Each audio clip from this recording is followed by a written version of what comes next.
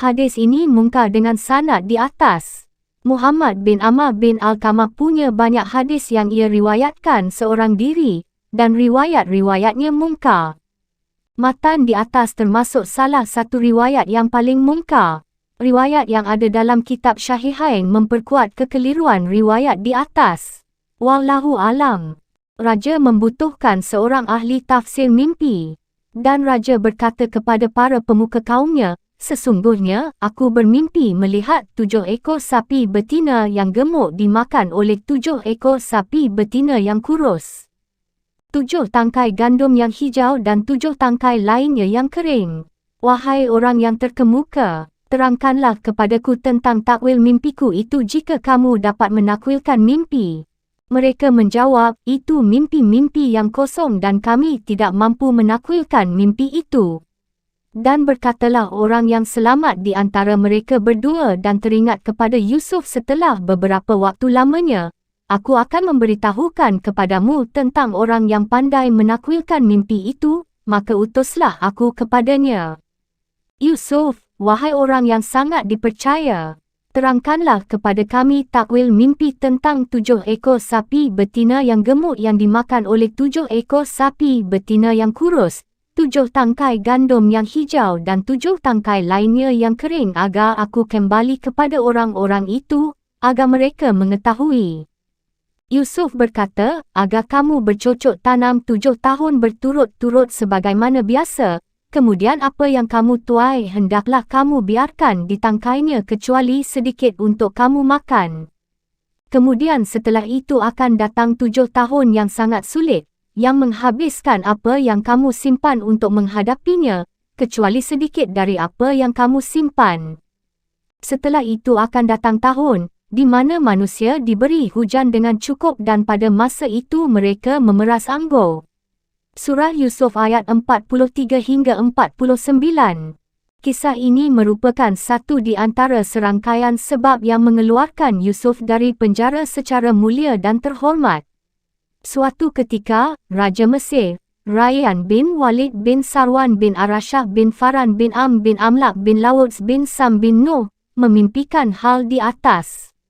Ahli kitab menuturkan bahawa raja bermimpi seakan-akan berada di tepi sungai, seakan-akan dari sungai itu keluar 9 sapi betina gemuk. Kerbau-kerbau ini kemudian makan rerumputan yang ada di sana, setelah itu ada 7 sapi betina kurus muncul dari sungai itu, lalu ikut memakan rerumputan bersama 7 sapi betina gemuk, kemudian sapi-sapi kurus itu menghampiri sapi-sapi gemuk lalu memakan semuanya. Raja bangun dari tidurnya dalam kondisi ketakutan. Setelah itu raja tidur lagi. Ia bermimpi ada 7 tangkai gandum dalam satu ruas, lalu ada 7 tangkai lainnya yang kurus dan kering. Tangkai-tangkai kering ini kemudian memakan 7 tangkai yang penuh berisi biji gandum. Raja kembali bangun dengan ketakutan. Setelah ia ceritakan mimpi itu kepada para pemuka kaumnya, juga kepada kaumnya, tak seorang pun di antara mereka yang bisa menakwilkan mimpi itu. Mereka justru mengatakan itu mimpi-mimpi yang kosong, iaitu hanya sekedar bunga tidur saja, mungkin tidak ada takwilnya. Selain itu, kami pun tidak memiliki pengalaman tentang takwil mimpi. Untuk itu mereka mengatakan, dan kami tidak mampu menakwilkan mimpi itu. Saat itulah pemuda yang selamat, yang pernah dipesani Yusuf untuk menyampaikan kisah tentangnya kepada tuannya lalu terlupa, sontak teringat. Ini adalah bagian dari takdir Allah, dan ia memiliki hikmah di baliknya. Saat ia mendengar mimpi raja, dan ia melihat tidak ada orang yang bisa menakwilkan mimpi itu, ia baru teringat Yusuf dan teringat pesan Yusuf untuk sang raja. Karena itu Allah Subhanahu wa Ta'ala berfirman, dan berkatalah orang yang selamat di antara mereka berdua dan teringat kepada Yusuf setelah beberapa waktu lamanya. Di sini artinya setelah sekian lama, iaitu beberapa tahun. Sebagian membaca, iaitu setelah lupa, seperti diriwayatkan dari Ibnu Abbas, Ikrimah dan Dahab. Mujahid membaca artinya juga lupa, artinya seseorang lupa. Pujangga menggubah, aku lupa, padahal sebelumnya aku tidak pernah melupakan suatu kata-kata pun. Seperti itulah waktu, ia mengabaikan akal si pemuda itu kemudian berkata kepada kaumnya dan juga sang raja, "Aku akan memberitahukan kepadamu tentang orang yang pandai menakwilkan mimpi itu, maka utuslah aku kepadanya, iaitu utuslah aku untuk menemui Yusuf." Ia kemudian menemui Yusuf dan berkata padanya, "Yusuf, wahai orang yang sangat dipercaya, terangkanlah kepada kami takwil mimpi tentang 7 ekor sapi betina yang gemuk yang dimakan oleh 7 ekor sapi betina yang kurus, 7 tangkai gandum yang hijau dan 7 tangkai lainnya yang kering, agar aku kembali kepada orang-orang itu, agar mereka mengetahui." Yusuf menafsirkan mimpi raja. Menurut versi ahli kitab, setelah pelayan yang biasa memberi minum raja mengatakan seperti itu, raja kemudian memanggil Yusuf. Setelah Yusuf datang, raja menceritakan mimpinya itu lalu ditakwilkan Yusuf. Ini keliru. Yang benar adalah kisah yang Allah sampaikan dalam kitab Al-Quran. Bukan seperti kebohongan dan kata-kata melantur yang dituturkan oleh orang-orang bodoh itu. Yusuf kemudian mencurahkan segala ilmu yang ia miliki tanpa ia tunda-tunda lagi, tanpa syarat apapun, juga tidak meminta agar segera dikeluarkan dari penjara. Yusuf segera menjawab pertanyaan yang diajukan kepadanya, dan menakwilkan mimpi yang dialami raja. Yusuf memberitahukan akan terjadi masa subur selama 7 tahun, kemudian disusul masa kemarau hebat selama 7 tahun. Setelah itu akan datang tahun, di mana manusia diberi hujan dengan cukup, iaitu hujan turun kepada mereka, tanah kembali subur, dan hidup kembali makmur. Dan pada masa itu mereka memeras anggur, iaitu apapun yang mereka peras dari tebu, anggur, zaitun, wijen, dan lainnya. Yusuf kemudian menakwilkan mimpi itu dan menuntun mereka menuju kebaikan. Yusuf menjelaskan apa yang harus mereka kerjakan dalam kedua kondisi tersebut, saat masa subur dan masa kemarau.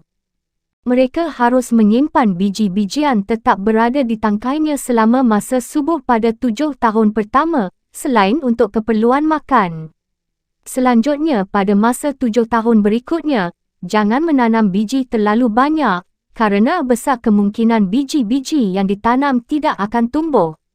Ini menunjukkan ilmu, pandangan, dan pemahaman Yusuf yang sempurna.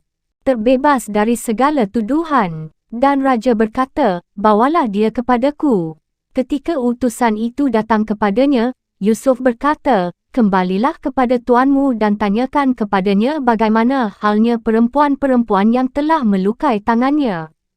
Sungguh, Tuhanku Maha mengetahui tipu daya mereka." Raja berkata kepada perempuan-perempuan itu, "Bagaimana keadaanmu ketika kamu menggoda Yusuf untuk menundukkan dirinya?" Mereka berkata, "Maha sempurna Allah, kami tidak mengetahui sesuatu keburukan darinya." Isteri Al-Aziz berkata, "Sekarang jelaslah kebenaran itu, akulah yang menggoda dan merayunya, dan sesungguhnya dia termasuk orang yang benar." Yusuf berkata, "Yang demikian itu agar Al-Aziz mengetahui bahawa aku benar-benar tidak mengkhianatinya ketika dia tidak ada di rumah, dan bahawa Allah tidak meridai tipu daya orang-orang yang berkhianat. Dan aku tidak menyatakan diriku bebas dari kesalahan, karena sesungguhnya nafsu itu selalu mendorong kepada kejahatan, kecuali nafsu yang diberi rahmat oleh Tuhanku. Sesungguhnya, Tuhanku Maha Pengampun, Maha Penyayang." Surah Yusuf ayat 50 hingga 53. Setelah mengetahui kesempurnaan ilmu, akal, pandangannya dan pemahaman Yusuf yang tepat, raja memerintahkan agar Yusuf dipanggil untuk ia jadikan orang dekatnya. Saat utusan raja menemui Yusuf, Yusuf tidak mahu keluar dari penjara sebelum semuanya mengetahui bahawa ia dipenjara secara semena-mena dan zalim, sebelum semuanya tahu bahawa ia bersih dari kebohongan yang dituduhkan padanya. "Kembalilah kepada tuanmu, iaitu sang raja, dan tanyakan kepadanya bagaimana halnya perempuan-perempuan yang telah melukai tangannya. Sungguh, Tuhanku Maha mengetahui tipu daya mereka." Ada yang menyatakan, makna ayat ini, Tuanku, Paduka Raja, mengetahui bahawa aku tidak bersalah atas tuduhan yang diarahkan kepadaku. Maksudnya, perintahkan rajamu untuk bertanya kepada para wanita itu, seperti apa keenggananku saat mereka merayuku. Dan bagaimana dorongan yang mereka sampaikan padaku untuk melakukan suatu hal yang tidak benar dan tidak tepat. Saat para wanita ditanya terkait hal itu, mereka mengakui kejadian sebenarnya dan sikap terpuji yang ditunjukkan Yusuf. Mereka berkata, Maha Sempurna Allah, kami tidak mengetahui sesuatu keburukan darinya. Saat itu, isteri Al-Aziz, Zulaikha, berkata, sekarang jelaslah kebenaran itu, iaitu jelas, nyata, dan terbukti. Kebenaran lebih patut untuk diikuti. Akulah yang menggoda dan merayunya, dan sesungguhnya dia termasuk orang yang benar, iaitu kata-kata yang ia ucapkan benar, ia tidak bersalah, bukan dia yang merayuku, ia dipenjara secara zalim, semena-mena, dan dusta. Firman-Nya, dan bahawa Allah tidak meridai tipu daya orang-orang yang berkhianat, ada yang menyatakan, ini adalah kata-kata Yusuf. Yang lain menyatakan, lanjutan kata-kata Zulaikha. Artinya, aku mengakui hal ini agar suamiku mengetahui bahawa aku tidak mengkhianatinya dalam permasalahan ini, kerana yang terjadi hanya rayuan semata dan tidak terjadi perbuatan nista. Pendapat ini didukung oleh banyak sekali kalangan imam generasi terakhir dan lainnya. Sementara Ibnu Jarir dan Ibnu Hatim hanya menyebut pendapat pertama. Dan aku tidak menyatakan diriku bebas dari kesalahan, kerana sesungguhnya nafsu itu selalu mendorong kepada kejahatan, kecuali nafsu yang diberi rahmat oleh Tuhanku. Sesungguhnya, Tuhanku Maha Pengampun, Maha Penyayang. Ada yang menyatakan, ini adalah bagian dari perkataan Yusuf. Yang lain menyebut perkataan Zulaikha. Perbezaan pendapat ini mengacu pada perbezaan pendapat di atas. Kata-kata ini lebih tepat dan lebih kuat jika disebut sebagai lanjutan kata-kata Zulaikha. Wallahu alam. Nabi Yusuf alaihi salam diangkat sebagai bendahara negara. Dan raja berkata, bawalah Yusuf kepadaku, agar aku memilih dia sebagai orang yang dekat kepadaku. Ketika raja telah bercakap-cakap dengan dia, raja berkata, sesungguhnya, kamu mulai hari ini menjadi seorang yang berkedudukan tinggi di lingkungan kami dan dipercaya. Yusuf berkata, jadikanlah aku bendaharawan negeri Mesir, kerana sesungguhnya aku adalah orang yang pandai menjaga dan berpengetahuan. Dan demikianlah kami memberi kedudukan kepada Yusuf di negeri Mesir, untuk tinggal di mana saja yang dia kehendaki. Kami melimpahkan rahmat kepada siapa yang kami kehendaki, dan kami tidak menyia-nyiakan pahala orang yang berbuat baik. Dan sungguh, pahala akhirat itu lebih baik bagi orang-orang yang beriman dan selalu bertakwa. Surah Yusuf ayat 54 hingga 57. Setelah terbukti Yusuf tidak bersalah dan terbebas dari segala tuduhan yang diarahkan kepadanya, raja berkata, bawalah Yusuf kepadaku, agar aku memilih dia sebagai orang yang dekat kepadaku, iaitu aku akan menjadikannya sebagai orang dekatku, salah satu pembesar negara, salah satu ajudan terdekatku. Setelah raja berbicara dengan Yusuf, mendengar penjelasannya, dan terbukti kondisi sebenarnya, raja berkata, sesungguhnya, kamu mulai hari ini menjadi seorang yang berkedudukan tinggi di lingkungan kami dan dipercaya, iaitu memiliki kedudukan dan terpercaya. Yusuf berkata, jadikanlah aku bendaharawan negeri Mesir. Kerana sesungguhnya aku adalah orang yang pandai menjaga dan berpengetahuan. Yusuf meminta kepada raja agar diberi wewenang untuk mengawasi logistik, kerana ia memperkirakan terjadinya sejumlah kesalahan setelah 7 tahun masa subur berlalu, agar ia bisa menjaga dan mengawasi keperluan makanan untuk banyak orang dengan cara yang diridai Allah, iaitu dengan mengantisipasi dan memperlakukan rakyat dengan lemah lembut. Yusuf memberitahukan kepada raja bahawa ia pandai menjaga wewenang yang diberikan, terpercaya, bisa mengatur segala sesuatunya dengan tepat, dan bisa mengantisipasi kekurangan makanan. Ini menunjukkan orang yang menilai dirinya bisa dipercaya dan memiliki kapasitas, boleh meminta jabatan. Menurut versi ahli kitab, Fir'aun, Raja Mesir, sangat mengagungkan Yusuf, melimpahkan wewenang seluruh wilayah Mesir kepadanya, mengenakan cincin kebesaran miliknya pada Yusuf, memberikan pakaian sutera, memberikan mahkota emas dan selalu berada di belakangnya saat berkendara. Ada yang menyerukan di hadapan Yusuf, "Kau adalah tuan dan penguasa." Yusuf kemudian berkata kepada Raja Mesir itu, "Aku tidak lebih besar darimu, selain kursiku ini." Ahli kitab juga menyebutkan, saat itu Yusuf berusia 30 tahun, dan isterinya adalah seorang wanita terhormat. At-Saklabi menuturkan, Kafir dipecat dari jabatannya, lalu digantikan Yusuf. Yusuf menikah dengan Zulaikha. Menurut pendapat lain, saat Kafir meninggal dunia, Yusuf menikahi isterinya, Zulaikha, dan Yusuf mendapatinya masih perawan kerana suaminya tidak punya keinginan terhadap wanita. Zulaikha kemudian melahirkan dua anak Yusuf, Efraim dan Mansa. Kekuasaan Mesir kemudian diserahkan kepada Yusuf. Yusuf memimpin rakyat Mesir dengan adil, hingga ia dicintai para lelaki dan wanita. Diriwayatkan, Yusuf masuk menemui raja saat berusia 30 tahun, lalu si raja berbicara dengannya menggunakan 70 bahasa. Semuanya ditanggapi Yusuf dengan bahasa yang diucapkan raja. Raja dibuat kagum kerana hal itu meski Yusuf terbilang masih muda belia. Wallahu alam. Allah Subhanahu wa Ta'ala berfirman, "Dan demikianlah kami memberi kedudukan kepada Yusuf di negeri Mesir untuk tinggal di mana saja yang dia kehendaki, iaitu setelah sebelumnya dipenjara, dipersulit dan dikekang. Yusuf kini bebas dan memegang kendali seluruh wilayah Mesir untuk tinggal di mana saja yang dia kehendaki. Di mana pun Yusuf mahu, di situlah ia bisa tinggal secara terhormat dan diagungkan. Kami melimpahkan rahmat kepada siapa yang kami kehendaki dan kami tidak menyia-nyiakan pahala orang yang berbuat baik, iaitu semuanya tidak lain adalah balasan dan pahala Allah untuk orang-orang beriman, di samping kebaikan besar dan pahala menawan yang disimpan untuknya di akhirat kelak." Karena itu Allah Subhanahu wa Ta'ala berfirman, "Dan sungguh pahala akhirat itu lebih baik bagi orang-orang yang beriman dan selalu bertakwa." Ada yang menyebutkan, Kafir, suami Zulaikha, meninggal dunia, lalu raja mengangkat Yusuf untuk menggantikan jabatannya dan menikahkannya dengan Zulaikha, mantan isteri Kafir.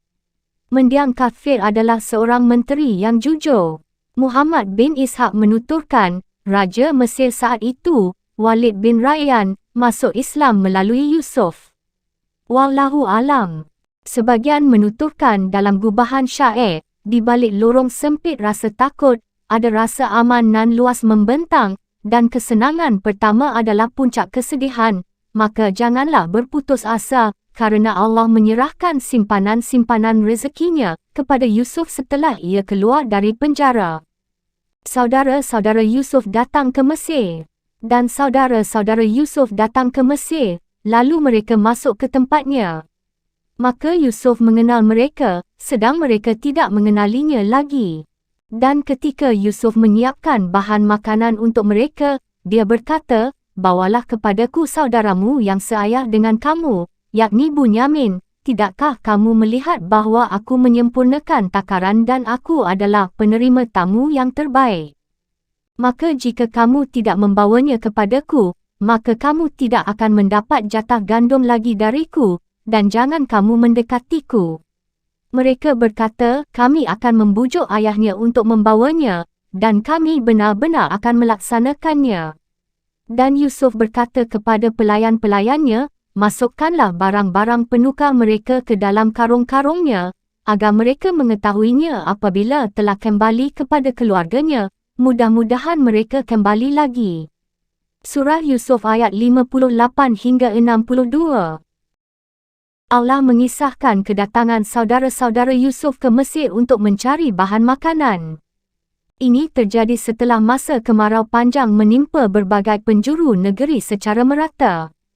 Saat itu, Yusuf menjabat sebagai penguasa urusan agama dan dunia kawasan Mesir.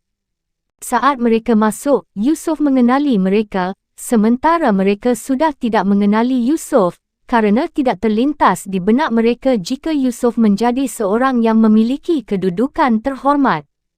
Karena itulah Yusuf mengenali mereka, sementara mereka tidak mengenalinya. Menurut versi ahli kitab, saat mereka datang menemui Yusuf, mereka sujud kepadanya dan ia pun mengenali mereka. Yusuf tidak ingin mereka mengenalinya. Akhirnya Yusuf berkata-kata keras dan kasar kepada mereka. Yusuf mengatakan, "Kalian mata-mata, kalian datang untuk merampas kekayaan negeriku." Mereka menjawab, "Kami berlindung kepada Allah untuk berbuat seperti itu. Kami hanya datang untuk mengumpulkan bahan makanan untuk kaum kami, kerana kami tertimpa kelaparan. Kami semua adalah keturunan satu nenek moyang Kan'an.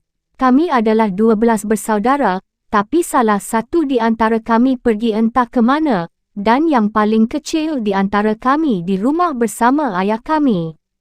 Yusuf kemudian berkata, "Aku harus memeriksa kalian."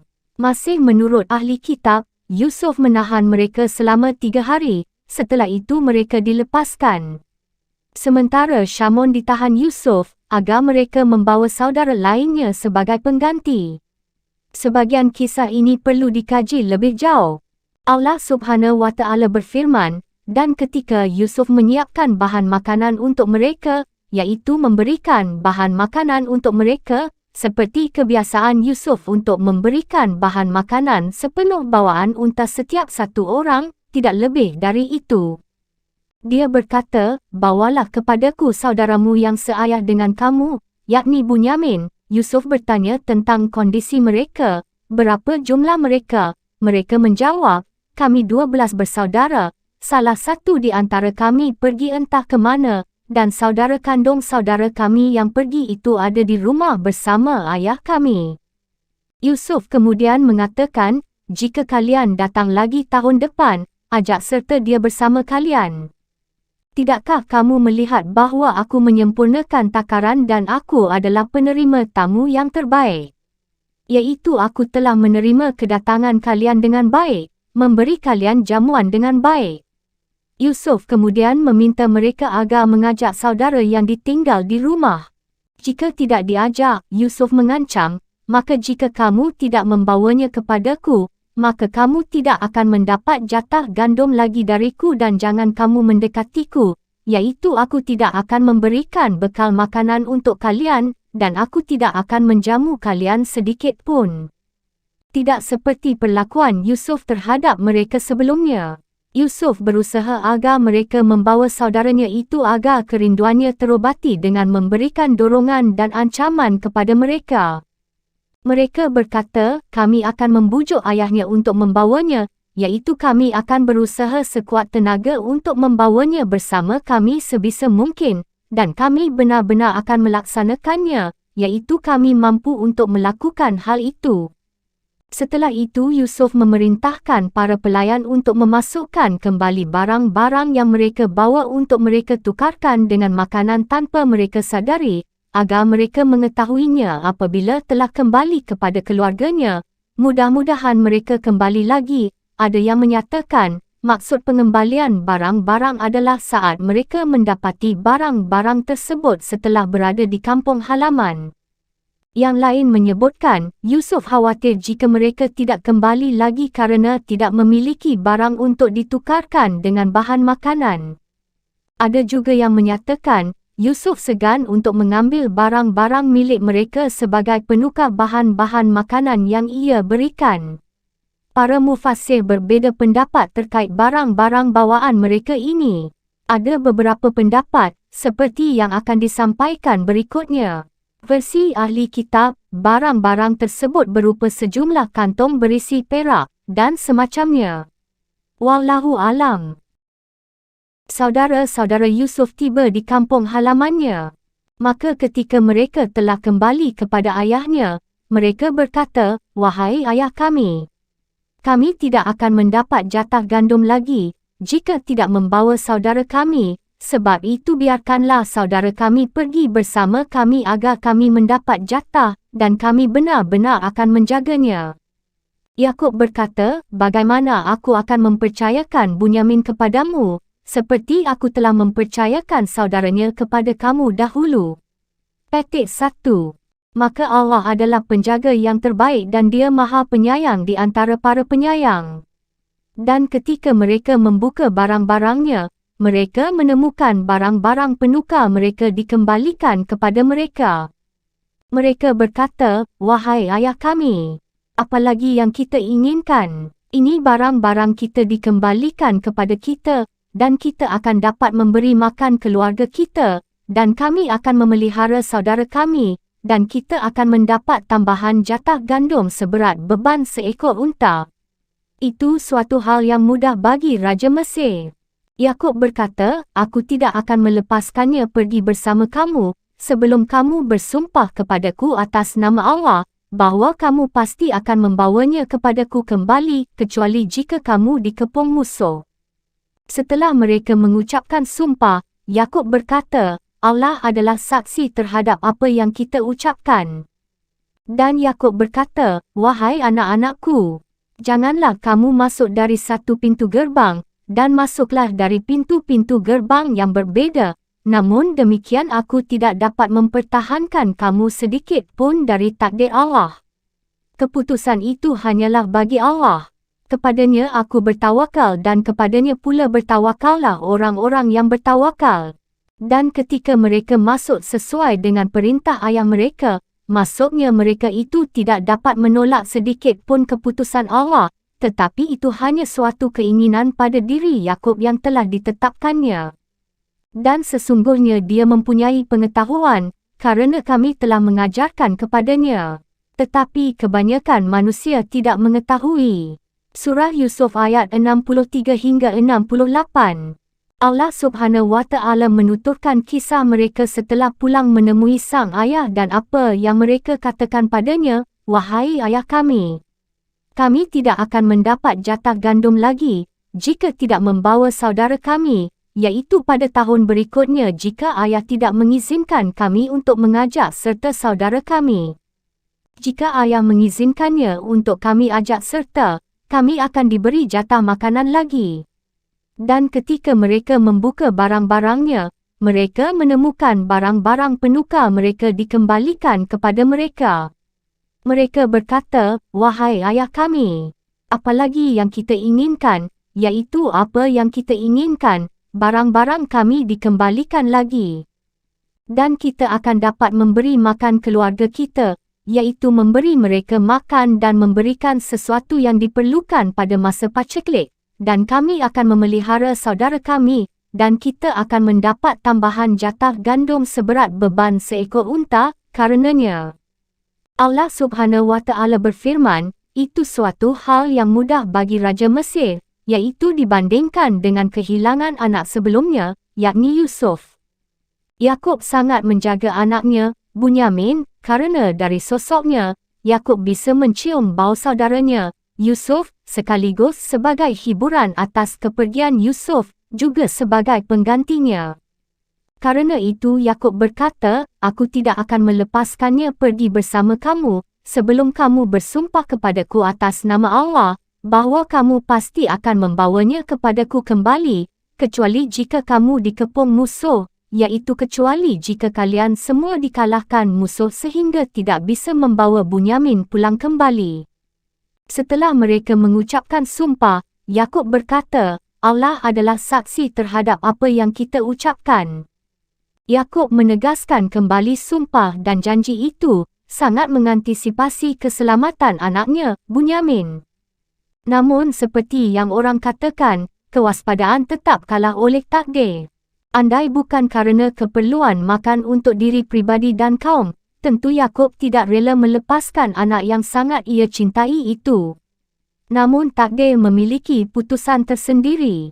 Allah mentakdirkan apapun yang ia kehendaki, memilih apapun yang ia inginkan, dan memutuskan perkara sesuai yang ia kehendaki. Ia maha bijaksana lagi mengetahui. Setelah itu Yakub memerintahkan agar mereka tidak memasuki kota melalui satu pintu gerbang, tapi harus berpencar melalui beberapa pintu gerbang. Menurut salah satu pendapat, Yakub bermaksud agar anak-anaknya itu tidak terkena penyakit ain, mengingat anak-anaknya memiliki fisik dan rupa yang menawan. Demikian disampaikan Ibnu Abbas, Mujahid, Muhammad bin Ka'ab, Qatadah, As-Sudi, dan Dahhak. Pendapat lain menyebutkan, Yakub ingin memencar anak-anaknya agar mereka mendapatkan kabar tentang Yusuf, atau setidaknya memberikan jejak untuk Yusuf. Demikian dinyatakan Ibrahim An-Nakhai. Pendapat pertama lebih kuat, kerana itu Yakub berkata, namun demikian aku tidak dapat mempertahankan kamu sedikit pun dari takdir Allah. Dan ketika mereka masuk sesuai dengan perintah ayah mereka, maksudnya mereka itu tidak dapat menolak sedikit pun keputusan Allah, tetapi itu hanya suatu keinginan pada diri Yakub yang telah ditetapkannya. Dan sesungguhnya dia mempunyai pengetahuan, kerana kami telah mengajarkan kepadanya. Tetapi kebanyakan manusia tidak mengetahui. Menurut versi ahli kitab, Yakub membawakan hadiah untuk penguasa Mesir berupa kacang tanah, badam, biji-biji hijau, dan madu. Mereka kemudian menerima sejumlah uang dan barang-barang. Yusuf bertemu dengan adik kandungnya. Dan ketika mereka masuk ke tempat Yusuf, dia menempatkan saudaranya Bunyamin di tempatnya. Yusuf berkata, sesungguhnya, aku adalah saudaramu. Jangan engkau bersedih hati terhadap apa yang telah mereka kerjakan. Maka ketika telah disiapkan bahan makanan untuk mereka, Yusuf memasukkan piala ke dalam karung saudaranya.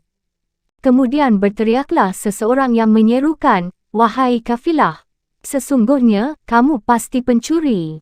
Mereka bertanya, sambil menghadap kepada yang menuduh, kamu kehilangan apa? Mereka menjawab, kami kehilangan piala raja. Dan siapa yang dapat mengembalikannya akan memperoleh bahan makanan seberat beban unta, dan aku jamin itu.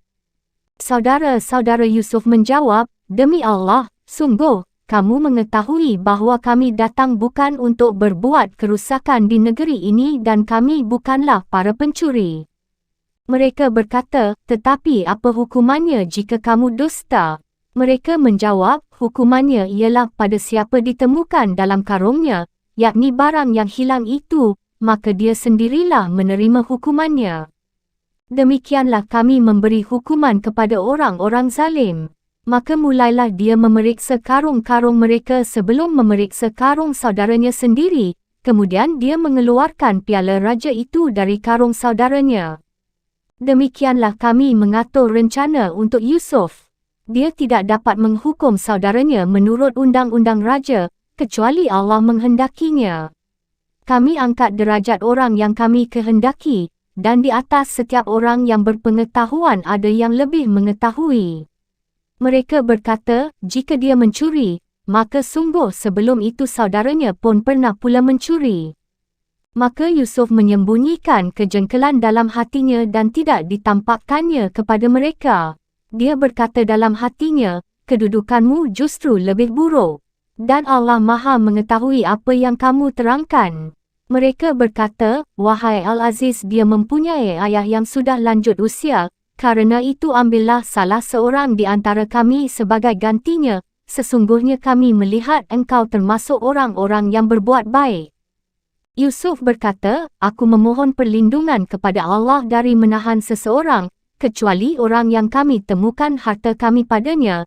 Jika kami berbuat demikian, berarti kami orang yang zalim. Surah Yusuf ayat 69 hingga 79. Allah mengisahkan mereka saat masuk bersama saudara mereka, Bunyamin, ke tempat saudara kandungnya, Yusuf. Yusuf menempatkan Bunyamin di dekatnya dan memberitahukan secara rahasia bahawa ia adalah saudaranya, memerintahkannya untuk merahasiakan hal ini, dan menghiburnya atas perlakuan jahat mereka padanya. Setelah itu Yusuf mencari cara agar Bunyamin tetap berada di tempatnya dan tidak membiarkannya pergi bersama mereka. Yusuf kemudian memerintahkan para pelayan untuk menaruh sebuah gelas miliknya, gelas yang biasa ia gunakan untuk minum dan meneka makanan, di dalam barang-barang bawaan Bunyamin tanpa mereka sadari. Setelah itu, Yusuf memberitahukan bahawa mereka telah mencuri gelas milik raja, dan Yusuf berjanji untuk memberikan bahan makanan sepenuh bawaan unta jika mereka mengembalikannya. Juru bicara yang menyampaikan hal tersebut memberi jaminan. Mereka kemudian menghampiri orang yang menuduh, mencela dan menjelek-jelekkannya atas kata-kata yang ia tuduhkan pada mereka. Demi Allah, sungguh, kamu mengetahui bahawa kami datang bukan untuk berbuat kerusakan di negeri ini dan kami bukanlah para pencuri. Mereka mengatakan, kalian tahu, kami bukanlah pencuri seperti yang kalian tuduhkan itu. Mereka berkata, tetapi apa hukumannya jika kamu dusta? Mereka menjawab, hukumannya ialah pada siapa ditemukan dalam karungnya barang yang hilang itu, maka dia sendirilah yang menerima hukumannya. Demikianlah kami memberi hukuman kepada orang-orang zalim. Ini adalah syariat mereka, pencuri harus diserahkan kepada pihak yang dicuri. Karena itu mereka mengatakan, demikianlah kami memberi hukuman kepada orang-orang zalim. Allah Subhanahu wa Ta'ala berfirman, maka mulailah dia memeriksa karung-karung mereka sebelum memeriksa karung saudaranya sendiri. Kemudian dia mengeluarkan piala raja itu dari karung saudaranya, agar cara ini tidak mengundang curiga, juga sebagai cara yang sempurna. Selanjutnya Allah Subhanahu wa Ta'ala berfirman, demikianlah kami mengatur rencana untuk Yusuf. Dia tidak dapat menghukum saudaranya menurut undang-undang raja, iaitu andai mereka tidak mengakui bahawa balasan pencuri adalah diserahkan kepada pihak yang dicuri, tentu Yusuf tidak bisa mengambil Bunyamin dari tangan mereka menurut aturan Raja Mesir, kecuali Allah menghendakinya. Kami angkat derajat orang yang kami kehendaki, iaitu dalam ilmu, dan di atas setiap orang yang berpengetahuan ada yang lebih mengetahui. Karena Yusuf lebih mengetahui daripada mereka, memiliki pendapat lebih sempurna, dan tekad yang lebih kuat.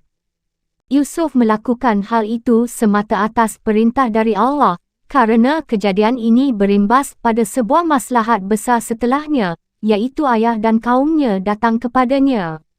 Saat mereka melihat sendiri gelas yang dicari-cari itu dikeluarkan dari karung milik Bunyamin, mereka berkata, jika dia mencuri, maka sungguh sebelum itu saudaranya pun pernah pula mencuri, maksud mereka Yusuf. Menurut salah satu pendapat, Yusuf pernah mencuri berhala milik kakeknya dari garis ibu lalu ia patahkan. Yang lain menyatakan, bibi Yusuf meletakkan ikat pinggang milik Ishak di tumpukan baju milik Yusuf, lalu saudara-saudaranya mengeluarkan ikat pinggang itu dari baju-baju milik Yusuf. Yusuf tidak mengetahui perbuatan yang dilakukan bibinya itu. Bibinya melakukan tindakan itu semata-mata agar Yusuf berada dalam pengasuhannya, karena cintanya pada Yusuf. Yang lain menyatakan, Yusuf mengambil makanan dari rumah lalu ia berikan kepada orang-orang fakir. Pendapat lain menyebutkan alasan berbeza. Karena itu mereka berkata, jika dia mencuri, maka sungguh sebelum itu saudaranya pun pernah pula mencuri. Maka Yusuf menyembunyikan kejengkelan dalam hatinya dan tidak ditampakkannya kepada mereka. Maksudnya Yusuf menyembunyikan kata-kata yang akan ia sampaikan berikutnya.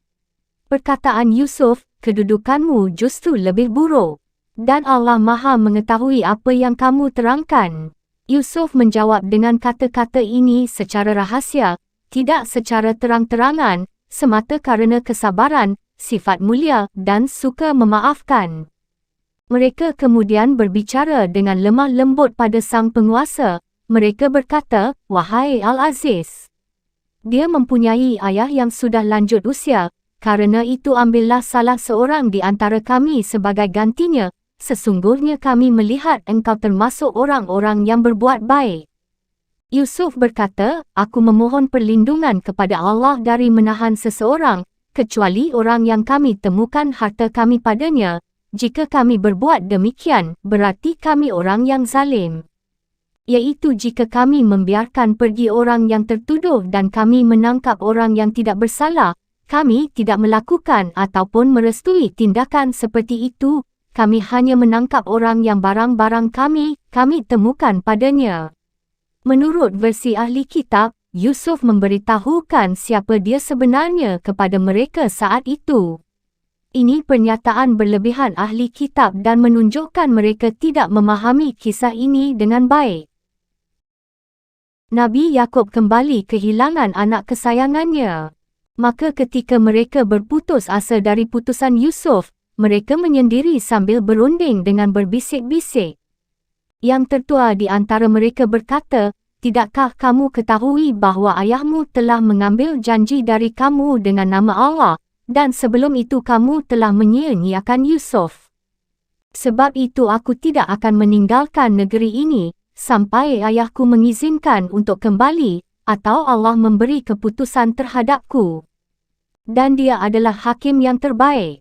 Kembalilah kepada ayahmu dan katakanlah, wahai ayah kami, sesungguhnya anakmu telah mencuri dan kami hanya menyaksikan apa yang kami ketahui dan kami tidak mengetahui apa yang di balik itu. Dan tanyalah penduduk negeri tempat kami berada, dan kafilah yang datang bersama kami. Dan kami adalah orang yang benar." Yakub berkata, "Sebenarnya hanya dirimu sendiri yang memandang baik urusan yang buruk itu. Maka kesabaranku adalah kesabaran yang baik. Mudah-mudahan Allah mendatangkan mereka semuanya kepadaku. Sungguh, Dialah yang maha mengetahui, maha bijaksana." Dan Yakub berpaling dari anak-anaknya seraya berkata, "Aduhai duka citaku terhadap Yusuf," dan kedua matanya menjadi putih kerana sedih. Dia diam menahan amarah terhadap anak-anaknya. Mereka berkata, "Demi Allah, engkau tidak henti-hentinya mengingat Yusuf, sehingga engkau mengidap penyakit berat atau engkau termasuk orang-orang yang akan binasa." Yakub menjawab, "Hanya kepada Allah aku mengadukan kesusahan dan kesedihanku. Dan aku mengetahui dari Allah apa yang tidak kamu ketahui. Wahai anak-anakku, pergilah kamu, carilah berita tentang Yusuf dan saudaranya dan jangan kamu berputus asa dari rahmat Allah. Sesungguhnya, yang berputus asa dari rahmat Allah, hanyalah orang-orang yang kafir." Surah Yusuf ayat 80 hingga 87. Allah Subhanahu wa Ta'ala berfirman seraya mengabarkan tentang mereka ketika merasa putus asa untuk bisa membawa pulang Bunyamin dari tangan Yusuf, mereka menyendiri saling berbisik. Yang paling tua, Raubil, berkata, "Tidakkah kamu ketahui bahawa ayahmu telah mengambil janji dari kamu dengan nama Allah, agar kalian membawanya pulang, kecuali jika kalian terkepung musuh, tapi kalian malah mengingkari janji itu, kalian telah menyia-nyiakannya, seperti sebelumnya kalian telah menyia-nyiakan Yusuf. Sebab itu aku tidak akan meninggalkan negeri ini, iaitu akan tetap tinggal di sini, sampai ayahku mengizinkan untuk kembali, untuk datang kepadanya, atau Allah memberi keputusan terhadapku, menakdirkanku untuk mengembalikan saudaraku itu kepada ayahku, dan dia adalah hakim yang terbaik. Kembalilah kepada ayahmu dan katakanlah, wahai ayah kami, sesungguhnya anakmu telah mencuri, iaitu beritahukan kepada ayah kejadian yang kalian lihat dan saksikan dengan sebenarnya, dan kami hanya menyaksikan apa yang kami ketahui dan kami tidak mengetahui apa yang di balik itu. Dan tanyalah penduduk negeri tempat kami berada, dan kafilah yang datang bersama kami, iaitu kabar yang kami sampaikan kepada ayah. Orang-orang kerajaan menangkap saudara kami, kerana ia telah mencuri, sudah santa terdengar di Mesir, juga diketahui kafilah yang datang bersama kami ke sana. Dan kami adalah orang yang benar." Yakub berkata, "Sebenarnya hanya dirimu sendiri yang memandang baik urusan yang buruk itu. Maka kesabaranku adalah kesabaran yang baik, iaitu kejadian sebenarnya tidak seperti yang kalian katakan. Bunyamin tidaklah mencuri, kerana mencuri bukan kebiasaan ataupun wataknya, tapi sebenarnya hanya dirimu sendiri yang memandang baik urusan yang buruk itu. Maka kesabaranku adalah kesabaran yang baik." Ibnu Ishaq dan lainnya mengatakan, menyia-nyiakan Bunyamin seperti yang mereka lakukan ini adalah sebagai akibat dari tindakan sebelumnya yang pernah mereka lakukan terhadap Yusuf, karena itulah Yakub mengatakan seperti itu. Terkait hal ini, sebagian salaf mengatakan, tindakan buruk akan memicu tindakan buruk lainnya. Setelah itu Yakub berkata, mudah-mudahan Allah mendatangkan mereka semuanya kepadaku, iaitu Yusuf, Bunyamin dan Raubil. Sungguh, Dialah yang Maha Mengetahui, iaitu mengetahui kondisiku yang terpisah dengan anak-anak tercinta, Maha Bijaksana dalam takdir dan tindakannya. Allah memiliki hikmah sempurna dan hujah yang jelas. Dan Yakub berpaling dari anak-anaknya seraya berkata, aduhai duka citaku terhadap Yusuf, kesedihan baru yang ia ucapkan membuka kesedihan lama, menggerakkan perasaan yang sejak dulu tersimpan, seperti kata orang, palingkan hatimu pada siapa pun yang kau cintai, kerana cinta sejati hanyalah untuk kekasih pertama. Yang lain berkata, kawanku menegur kala aku menangis di atas pusara, kerana air mata ini tertuang berderaian. Ia berkata, patutkah kau menangis setiap kali melihat pusara? Sungguh, pusara adalah tempat di antara tanah kering dan tanah basah. Lalu ku katakan padanya, kesedihan membangkitkan kesedihan lama, maka biarkan saja aku menangisi pusara-pusara ini, apa urusanmu? Firman-Nya, dan kedua matanya menjadi putih kerana sedih, iaitu kerana sering menangis, dia diam menahan amarah terhadap anak-anaknya, iaitu menahan amarah kerana sering bersedih hati, berduka, dan merindukan Yusuf. Saat anak-anak Yakub melihat kesedihan dan duka perpisahan yang dirasakannya, mereka berkata, sebagai bentuk kasih sayang, lemah lembut, dan demi menjaga keselamatannya, demi Allah, engkau tidak henti-hentinya mengingat Yusuf, sehingga engkau mengidap penyakit berat atau engkau termasuk orang-orang yang akan binasa. Mereka berkata, ayah tetap saja menyebut-nyebut Yusuf sampai badan ayah kurus dan lemah. Alangkah lebih baik jika ayah mengasihani diri sendiri. Yakub menjawab, hanya kepada Allah aku mengadukan kesusahan dan kesedihanku. Dan aku mengetahui dari Allah apa yang tidak kamu ketahui.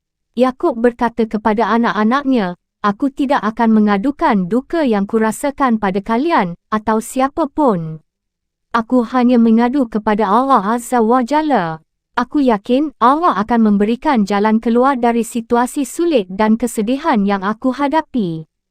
Aku yakin impian Yusuf itu pasti terwujud. Aku dan kalian pasti bersujud padanya seperti yang Yusuf impikan. Karena itu Yakub mengatakan, dan aku mengetahui dari Allah apa yang tidak kamu ketahui. Setelah itu Yakub memerintahkan anak-anaknya untuk mencari Yusuf dan saudaranya, mencari tahu kabar keduanya. Pergilah kamu, carilah berita tentang Yusuf dan saudaranya dan jangan kamu berputus asa dari rahmat Allah.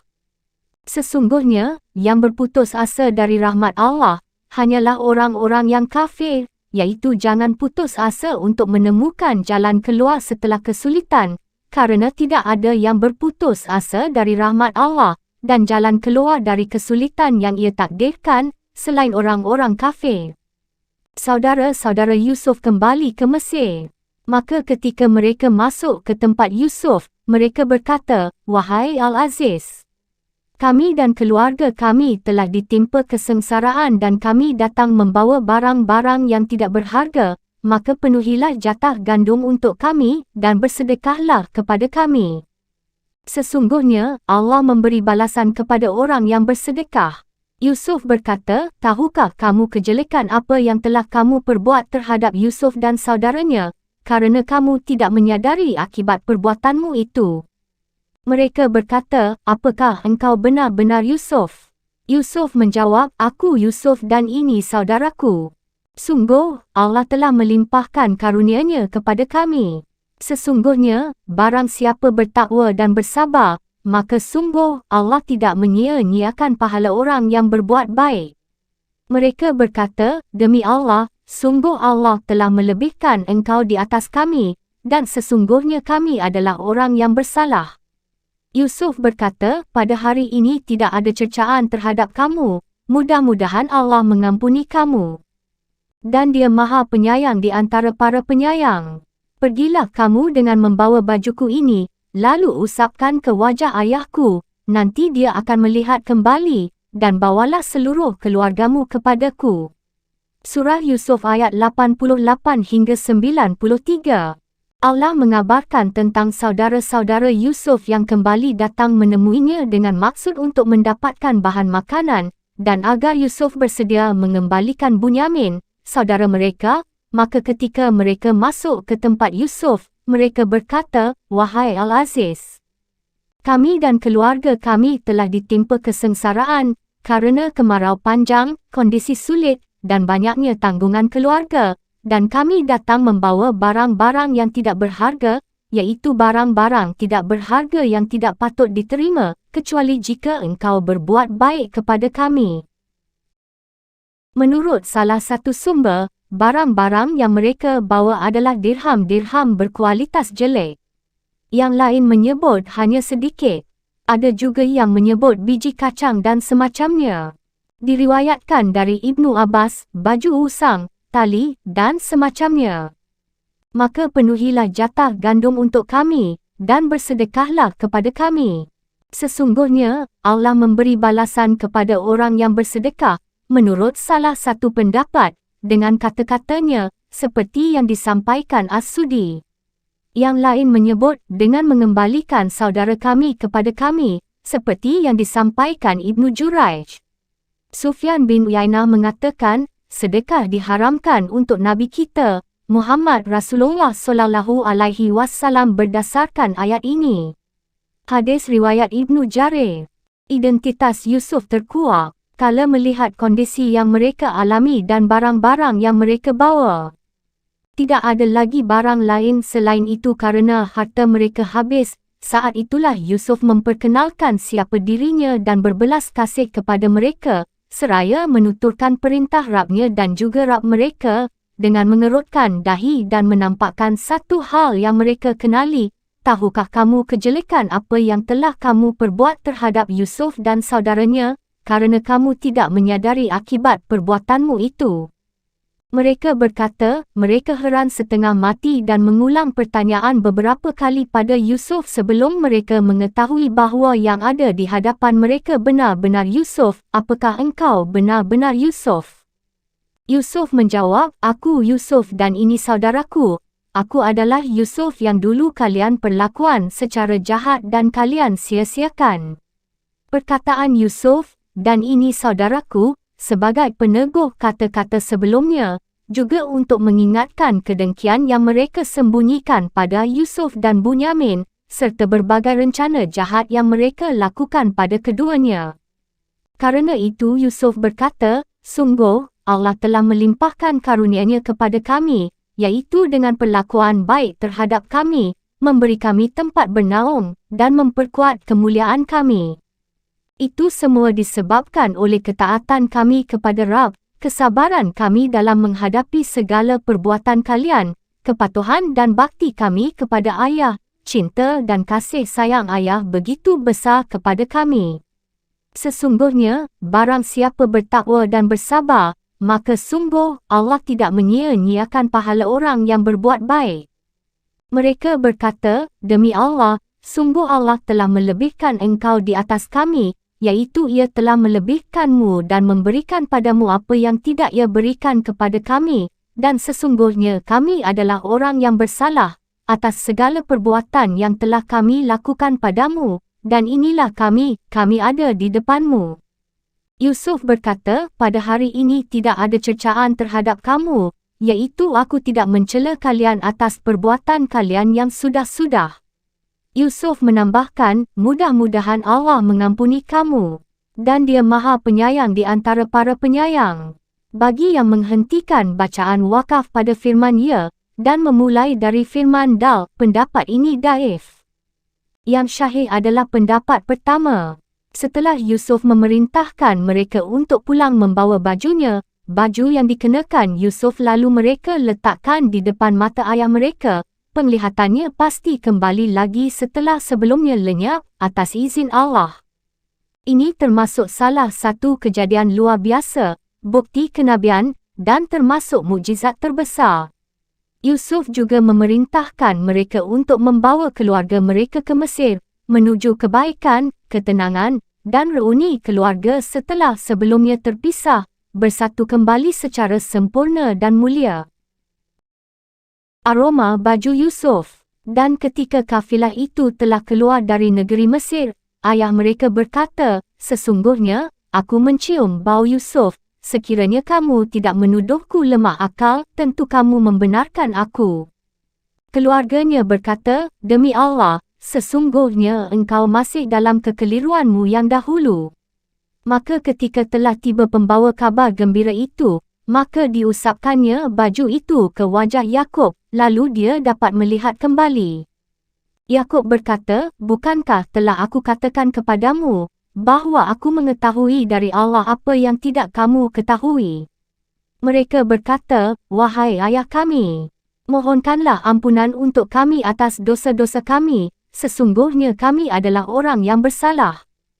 Yakub berkata, "Aku akan memohonkan ampunan bagimu kepada Tuhanku.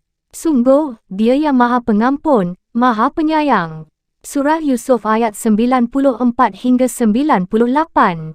Abdul Razak mengatakan, Israel memberitahukan kepada kami, dari Abu Sinan, dari Abdullah bin Abu Huzail, ia berkata, "Aku mendengar Ibnu Abbas berkata, dan ketika kafilah itu telah keluar dari negeri Mesir, iaitu saat kafilah tersebut keluar, ayah mereka berkata, sesungguhnya, aku mencium bau Yusuf. Sekiranya kamu tidak menuduhku lemah akal, tentu kamu membenarkan aku."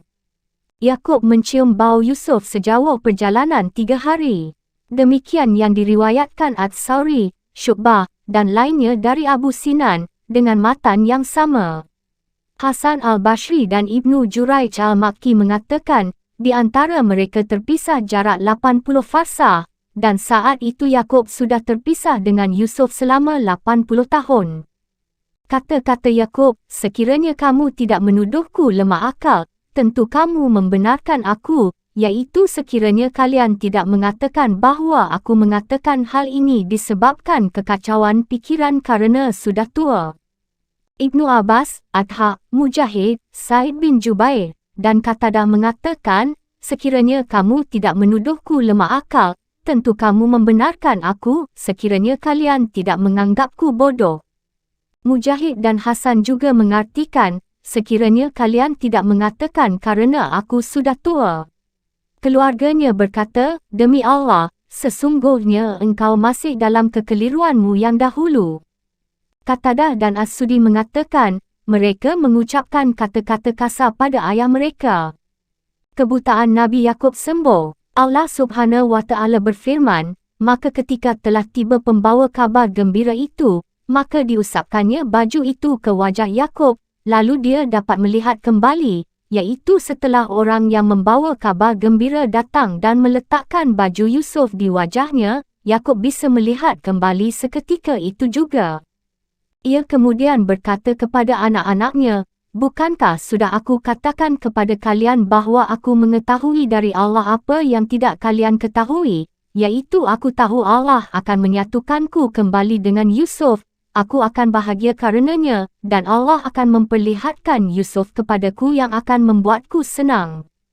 Saat itu, mereka berkata, "Wahai ayah kami, mohonkanlah ampunan untuk kami atas dosa-dosa kami. Sesungguhnya kami adalah orang yang berdosa." Mereka meminta Yakub agar memohonkan ampunan kepada Allah untuk mereka atas segala tindakan jahat yang pernah mereka lakukan kepadanya, juga kepada Yusuf. Karena mereka memiliki niat untuk bertobat sebelum berbuat dosa, Allah memberi mereka taufik untuk memohon ampunan saat perbuatan tersebut mereka lakukan. Yakub mengabulkan permohonan mereka seraya mengatakan, "Aku akan memohonkan ampunan bagimu kepada Tuhanku. Sungguh, Dia yang Maha Pengampun, Maha Penyayang." Ibnu Mas'ud, Ibrahim At-Taimi, Ammar bin Qais, Ibnu Juraij dan lainnya mengatakan, Yakub menunda permintaan mereka hingga waktu sahur. Ibnu Jarir mengatakan, Abu Said bercerita kepada kami, Ibnu Idris bercerita kepada kami, Ia berkata, aku mendengar Abdul Rahman bin Ishaq menuturkan dari Muharib bin Ditsa.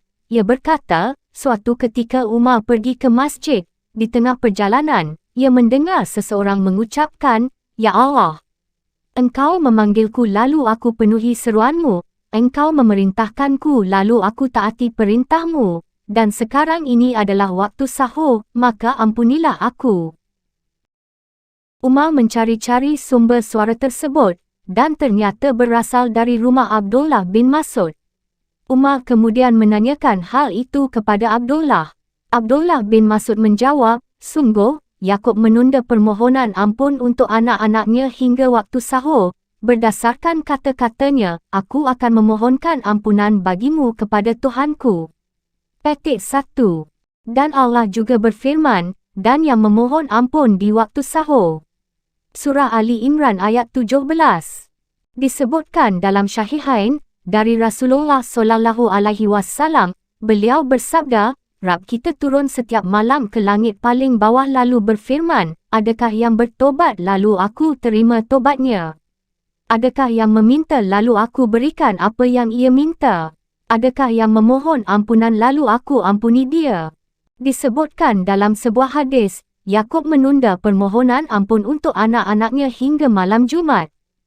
Ibnu Jarir mengatakan, Mutsana mengabarkan kepadaku, ia berkata, Sulaiman bin Abdul Rahman Abu Ayyub ad-Dimashqi bercerita kepada kami, Walid bercerita kepada kami, Ibnu Juraij memberitakan kepada kami, dari Atha, dan Ikrimah, dari Ibnu Abbas, dari Rasulullah SAW, aku akan memohonkan ampunan bagimu kepada Tuhanku, beliau bersabda, hingga malam Jumat. Itulah kata-kata saudaraku, Yakub, kepada anak-anaknya. Hadis dengan sanad di atas garis, status marfu, hadis ini juga perlu dicermati. Lebih tepat jika sanad hadis ini hanya sampai kepada Ibnu Abbas. Seluruh keluarga Yakub berkumpul kembali. Maka ketika mereka masuk ke tempat Yusuf, dia merangkul dan menyiapkan tempat untuk kedua orang tuanya seraya berkata, masuklah kamu ke negeri Mesir, insya-Allah dalam keadaan aman. Dan dia menaikkan kedua orang tuanya ke atas singgasana. Dan mereka semua tunduk bersujud kepada Yusuf. Dan Yusuf berkata, wahai ayahku, inilah takwil mimpiku yang dahulu itu. Dan sesungguhnya Tuhanku telah menjadikannya kenyataan. Sesungguhnya, Tuhanku telah berbuat baik kepadaku, ketika dia membebaskan aku dari penjara dan ketika membawa kamu dari dusun, setelah syaitan merusak hubungan antara aku dengan saudara-saudaraku. Sungguh, Tuhanku maha lembut terhadap apa yang dia kehendaki. Sungguh, dia yang maha mengetahui, maha bijaksana. Tuhanku, sesungguhnya engkau telah menganugerahkan kepadaku sebagian kekuasaan dan telah mengajarkan kepadaku sebagian takwil mimpi. Wahai Rabb pencipta langit dan bumi, engkaulah pelindungku di dunia dan di akhirat. Wafatkanlah aku dalam keadaan Muslim dan gabungkanlah aku dengan orang yang saleh. Surah Yusuf ayat 99 hingga 101.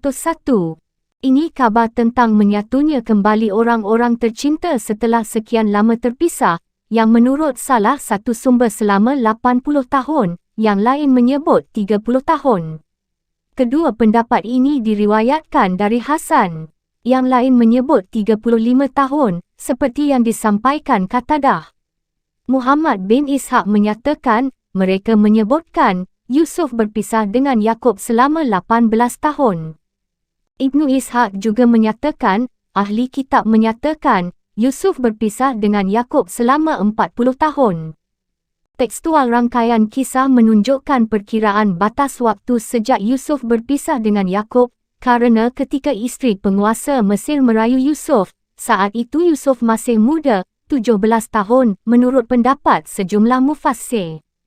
Yusuf berada di penjara selama beberapa tahun, yang menurut Ikrimah dan lainnya selama 7 tahun. Setelah itu Yusuf keluar dari penjara, tepatnya pada 7 tahun masa subuh. Selanjutnya setelah semua orang tertimpa kekeringan hebat pada 7 tahun berikutnya, saudara-saudara Yusuf datang untuk meminta bantuan makanan, tepatnya pada tahun pertama. Pada tahun kedua, mereka datang membawa serta Bunyamin. Pada tahun ketiga, Yusuf memberitahukan siapa ia sebenarnya dan memerintahkan mereka untuk membawa semua keluarga. Setelah itu mereka semua datang. Maka ketika mereka masuk ke tempat Yusuf, dia merangkul dan menyiapkan tempat untuk kedua orang tuanya. Yusuf berkumpul bersama kedua orang tuanya secara khusus tanpa melibatkan saudara-saudaranya. Seraya berkata, "Masuklah kamu ke negeri Mesir, insya-Allah dalam keadaan aman." Ada yang menyatakan, ini adalah rangkaian kalimat muqaddam dan muakhar. Perkiraannya demikian, Yusuf berkata, "Masuklah ke negeri Mesir." Yusuf kemudian mempersiapkan tempat untuk kedua orang tuanya. Pendapat ini dinyatakan daif oleh Ibnu Jarir. Pernyataan Ibnu Jarir ini bisa ditolerir. Menurut pendapat lain, Yusuf menjemput kedua orang tuanya dan menempatkan keduanya di tenda. Kemudian setelah mendekati pintu gerbang Mesir, Yusuf mengatakan, "Masuklah kamu ke negeri Mesir, insya-Allah dalam keadaan aman." Demikian penjelasan As-Sudi. Andai tidak perlu ada pendapat seperti disebutkan di atas, dan kata-kata, "masuklah," diartikan tinggallah di Mesir, insya-Allah dalam keadaan aman, tentu lebih syahih dan bagus. Menurut versi ahli kitab, saat Yakub mendekati kawasan Jashir kawasan Bilqis, Yusuf keluar untuk menjemput. Yakub saat itu telah mengutus anaknya, Yahudza, untuk menyampaikan berita gembira kedatangannya. Menurut ahli kitab, Raja Jashir menyerahkan wilayah Jaisir pada Yakub dan anak-anaknya untuk mereka tempati. Segala kenikmatan dan hewan ternak yang ada di sana dipersilakan untuk mereka nikmati. Sejumlah ahli tafsir menyebutkan, saat Yakub, ia adalah Israel kian dekat, Yusuf keluar untuk menjemputnya. Raja Mesir ikut pergi bersama Yusuf bersama para tentaranya, sebagai penghormatan untuk Yusuf dan untuk mengagungkan Israel, Yakub. Yakub berdoa untuk sang raja. Allah menghilangkan kekeringan panjang pada sisa 2 tahun masa paceklik berkat kedatangannya. Wallahu alam. Menurut penuturan Abu Ishaq As-Subai, bersumber dari Abu Baidah dan dari Ibnu Mas'ud, Yakub datang bersama 63 anak-anak beserta cucu-cucunya. Musa bin Ubaidah meriwayatkan dari Muhammad bin Ka'ab, dari Abdullah bin Shaddad, mereka berjumlah 83 orang. Abu Ishaq meriwayatkan dari Masruq, mereka memasuki Mesir berjumlah 390 orang. Ahli kitab menyatakan, mereka keluar bersama Musa dalam jumlah lebih dari 600,000 prajurit. Teks ahli kitab menyebutkan, mereka berjumlah 70 orang. Ahli kitab menyebut nama mereka satu persatu. Allah Subhanahu wa Ta'ala berfirman, dan dia menaikkan kedua orang tuanya ke atas singgasana. Ada yang menyatakan, ibu Yusuf sudah meninggal dunia sebelumnya, seperti yang tertera dalam kitab Taurat. Sebagian mufassir menyatakan, Allah menghidupkan ibunya. Yang lain menyatakan, yang hadir saat itu adalah bibinya, Laya. Bibi kedudukannya sama seperti ibu.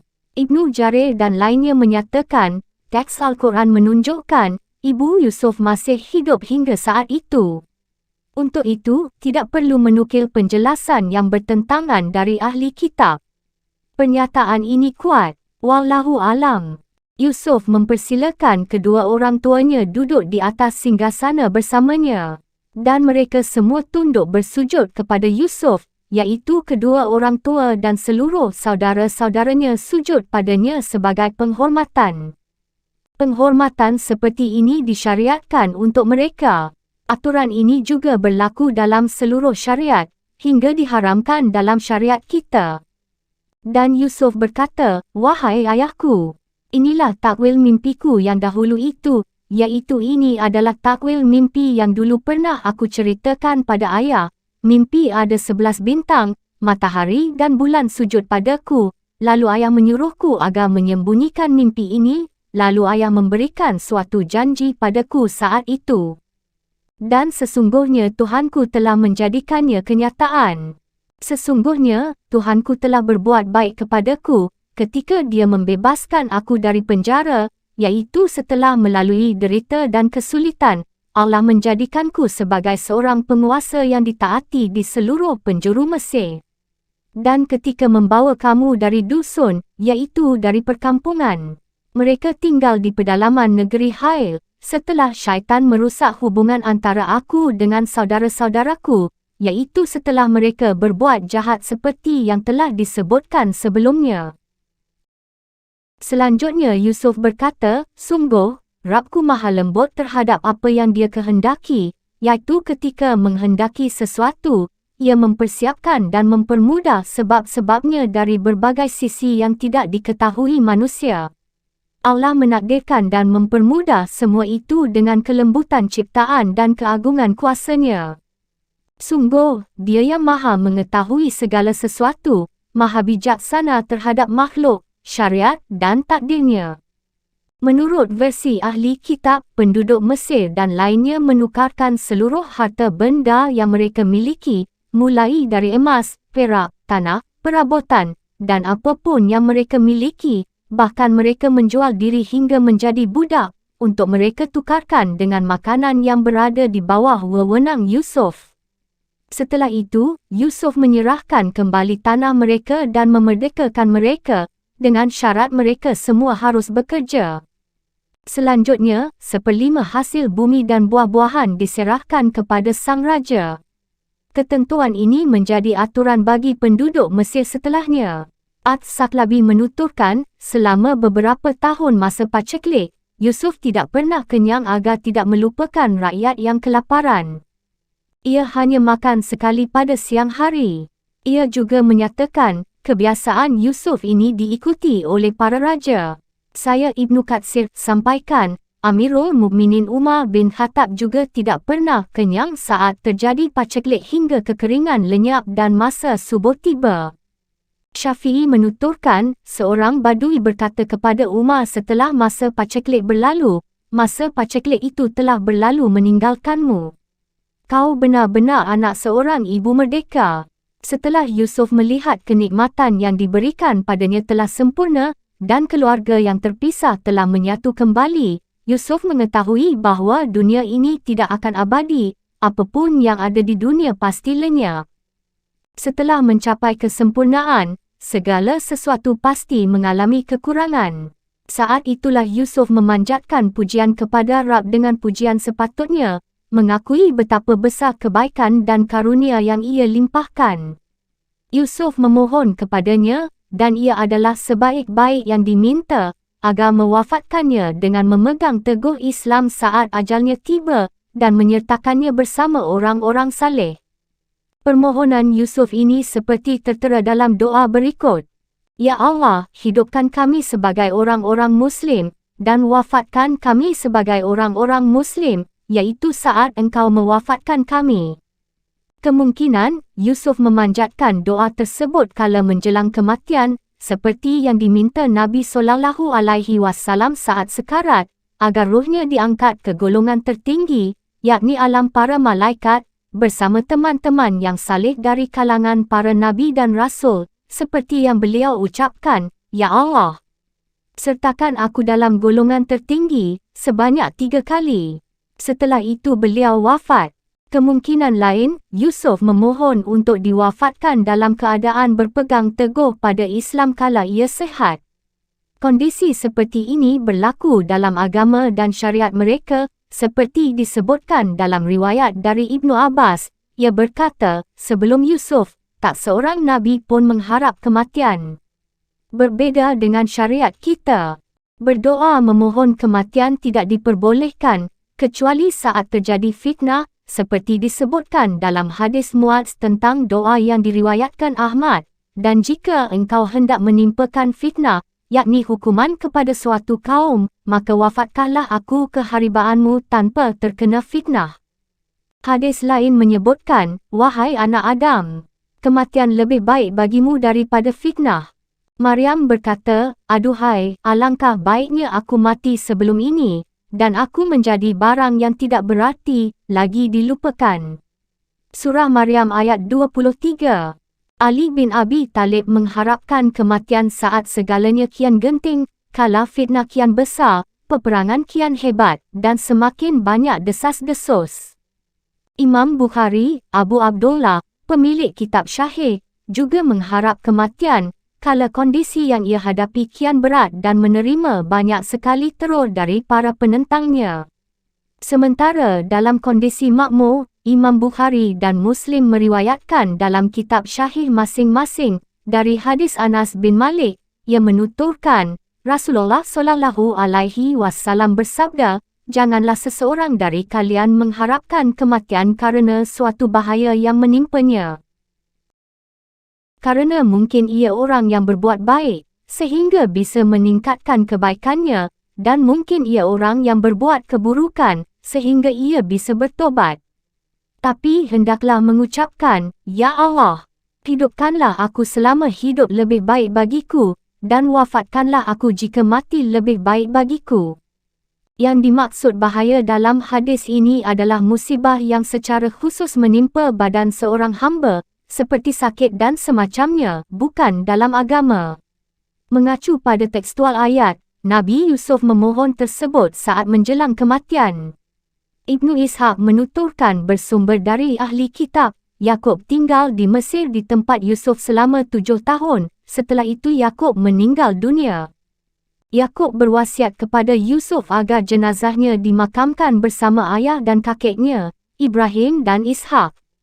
As-Sudi menyatakan, Yusuf kemudian mengikat jenazah Yakub lalu dibawa ke Syam dan dimakamkan di sebuah gua, di dekat makam ayahnya, Ishaq, dan kakeknya, Ibrahim. Versi ahli kitab, saat memasuki Mesir, Yakub berusia 130 tahun. Menurut mereka, Yakub tinggal di Mesir selama 17 tahun. Anehnya, mereka menyatakan, berarti usia Yakub adalah 140 tahun. Seperti itulah teks kitab suci mereka. Ini keliru, mungkin salah tulis, atau murni kekeliruan mereka, atau faktor lain. Seperti itulah kebiasaan mereka. Lantas apa kiranya metode yang mereka gunakan dalam hal ini? Allah Subhanahu wa Ta'ala berfirman dalam kitabnya, "Adakah kamu hadir ketika Yakub kedatangan tanda-tanda maut, ketika ia berkata kepada anak-anaknya, apa yang kamu sembah sepeninggalku?" Mereka menjawab, "Kami akan menyembah Rabbmu dan Rabb nenek moyangmu, Ibrahim, Ismail dan Ishak, yaitu Rabb yang Maha Esa dan kami tunduk patuh kepadanya." Surah Al-Baqarah ayat 133. Yakub berwasiat kepada anak-anaknya untuk ikhlas. Itulah agama Islam yang dengannya Allah mengutus para nabi. Ahli kitab mengingkari jika Yakub berwasiat kepada satu persatu anak-anaknya dan mengabarkan peristiwa-peristiwa yang akan mereka alami dan menyampaikan berita gembira kepada Yahudza. Di antara keturunannya nanti akan muncul seorang Nabi Agung yang ditaati oleh seluruh bangsa, Isa putra Maryam. Wallahu alam. Mereka menyebutkan, saat Yakub meninggal dunia, para penduduk Mesir menangisi kepergiannya selama 70 hari. Yusuf memerintahkan para tabib untuk memberikan wewangian di sekujur tubuh ayahnya, lalu jenazah ayahnya disemayamkan selama 40 hari dengan wewangian itu. Setelah itu Yusuf meminta izin kepada Raja Mesir untuk pergi mengubur jenazah ayahnya di dekat makam keluarganya. Raja mengizinkan.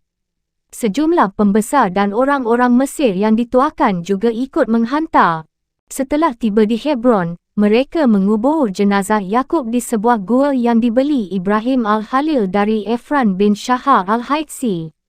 Mereka mengadakan takziah untuk Yakub selama 7 hari. Ahli kitab menyebutkan, setelah itu mereka pulang ke Mesir. Saudara-saudara Yusuf menyampaikan ucapan bela sungkawa kepada Yusuf atas kepergian ayahnya dan berbelas kasih padanya. Yusuf memuliakan mereka, memberi mereka tempat yang baik dan menempatkan mereka di negeri Mesir. Setelah itu kematian datang menjemput Yusuf. Ia berwasiat agar jenazahnya mereka bawa saat pergi meninggalkan Mesir, untuk selanjutnya dimakamkan bersama para leluhurnya. Mereka kemudian membalsam jenazahnya lalu mereka letakkan di dalam peti. Jenazah Yusuf tetap berada di Mesir hingga dibawa oleh Musa saat pergi meninggalkan Mesir, kemudian dimakamkan di dekat makam para leluhurnya, seperti yang akan disampaikan berikutnya. Mereka menyebutkan Yusuf meninggal dunia dalam usia 120 tahun. Demikianlah teks ahli kitab seperti yang saya baca, juga seperti yang dituturkan Ibnu Jarir. Mubarak bin Fadalah meriwayatkan dari Hasan, Yusuf diletakkan di dalam sumur saat berusia 17 tahun, berpisah dengan ayahnya selama 80 tahun, dan setelah itu hidup selama 23 tahun. Ia meninggal dunia dalam usia 120 tahun. Yang lain menyebutkan, Yusuf berwasiat kepada Yahudza, saudaranya. Pasal kedua, Kisah Nabi Ayub alaihi salam. Ibnu Ishaq menuturkan, Ayub berasal dari Romawi. Ia adalah Ayub bin Mush bin Razah bin Aish bin Ishaq bin Ibrahim al-Khalil. Yang lain menuturkan, ia adalah Ayub bin Mush bin Rawil bin Aish bin Ishaq bin Yaqub. Pendapat lain menyebut nasab berbeza. Ibnu Asakir menuturkan, ibu Ayub adalah putri Nabi Lut. Sumber lain menyebutkan, ayahnya termasuk salah seorang yang beriman kepada Ibrahim saat ia dilemparkan ke dalam kobaran api, namun tidak terbakar. Pendapat yang masyhur adalah pendapat pertama, kerana Ayub berasal dari keturunan Ibrahim, seperti telah kami sampaikan sebelumnya saat membahas firman Allah Subhanahu wa Ta'ala, dan kepada sebagian dari keturunannya iaitu Daud, Sulaiman, Ayub, Yusuf, Musa dan Harun.